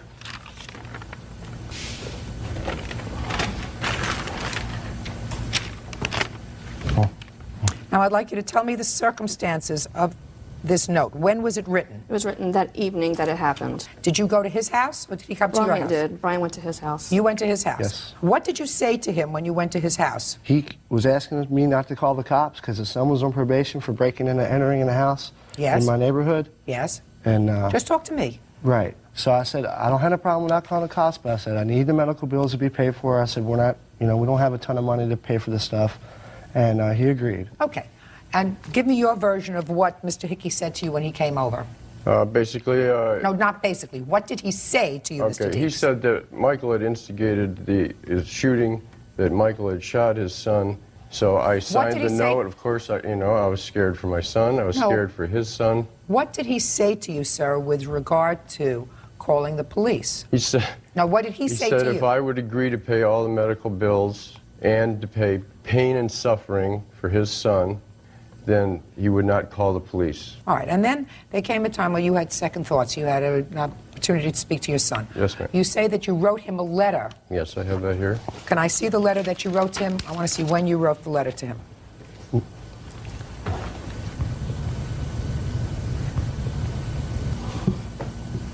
Mr. Hickey, once you received this letter, you were advised that the defendant did not intend to pay for the entire dental bill for your son, but thought it was only reasonable that he should pay for half. Did you go to the police? That night I called the police. And I had the report. Because also one thing, I always taught my boys to keep their guns down because that's proper gun safety when you're not firing your gun to keep it pointed away and down. And also, Mike was the one that instigated the shooting on my son. My son did not shoot back at him. Okay, as far as You weren't there, and you don't know. Just understand this, Mr. Hickey. Despite the fact that you've given your son all kinds of lessons on gun safety, the first person that was hit was the defendant. Right. Just a second, by your son. Now, I understand from this letter, Mr. Deeks, that you took some photographs Yes, ma'am. of the injury to your son behind. I'd like to see them. He doesn't want you to, but... Well, that's too... that comes under the cat... That was through blue jeans and boxer shorts. Getting a two-shot out is a lot worse than getting shot in the butt. So? And a lot worse damage. So? They're two stupid kids. He started it, and he finished it better.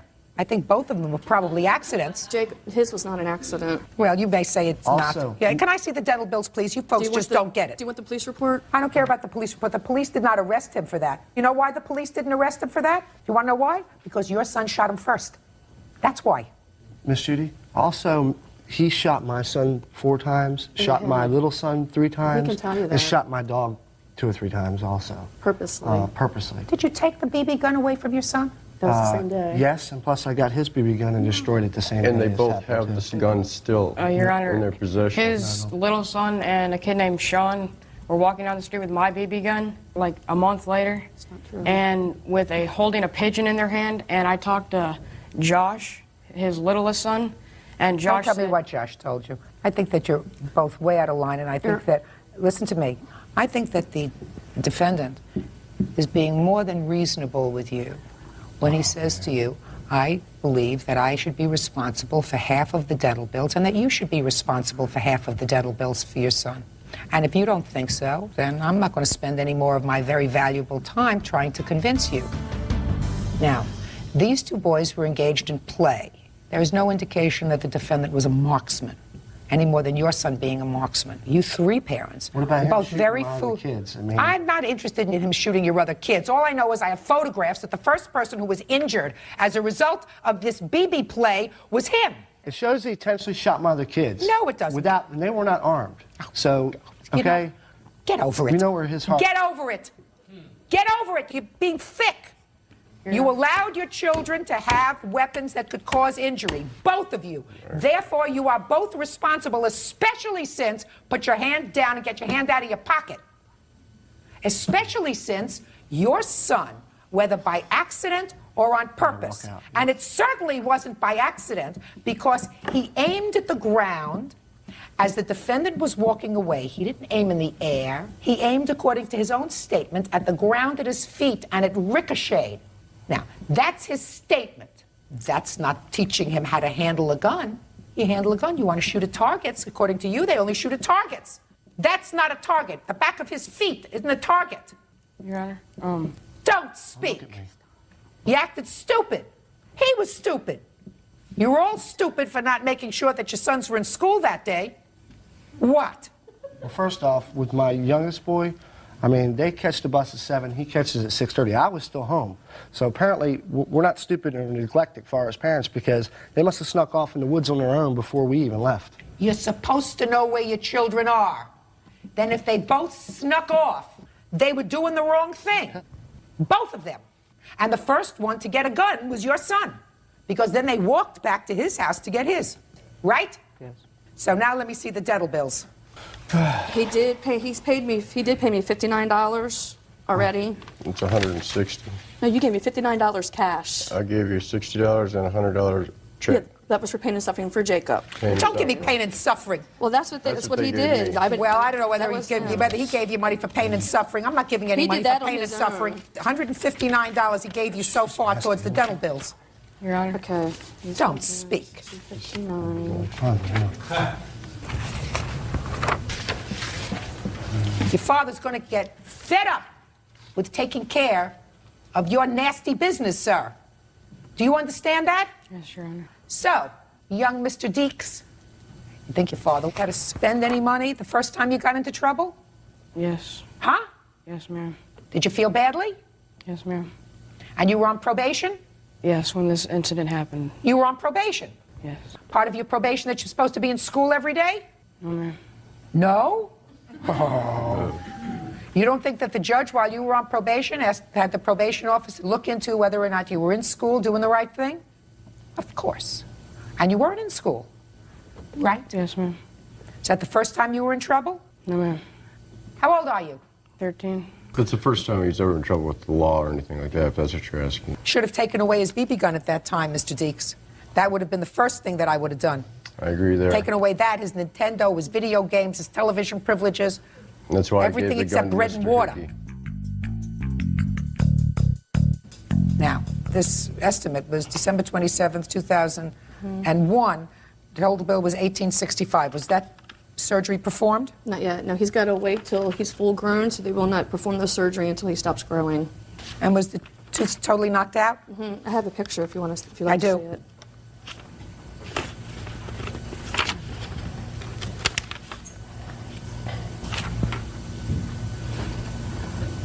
Okay.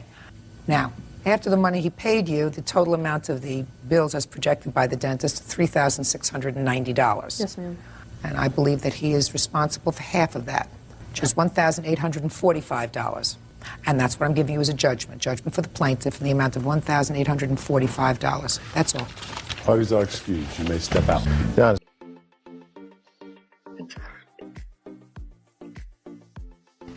Honor.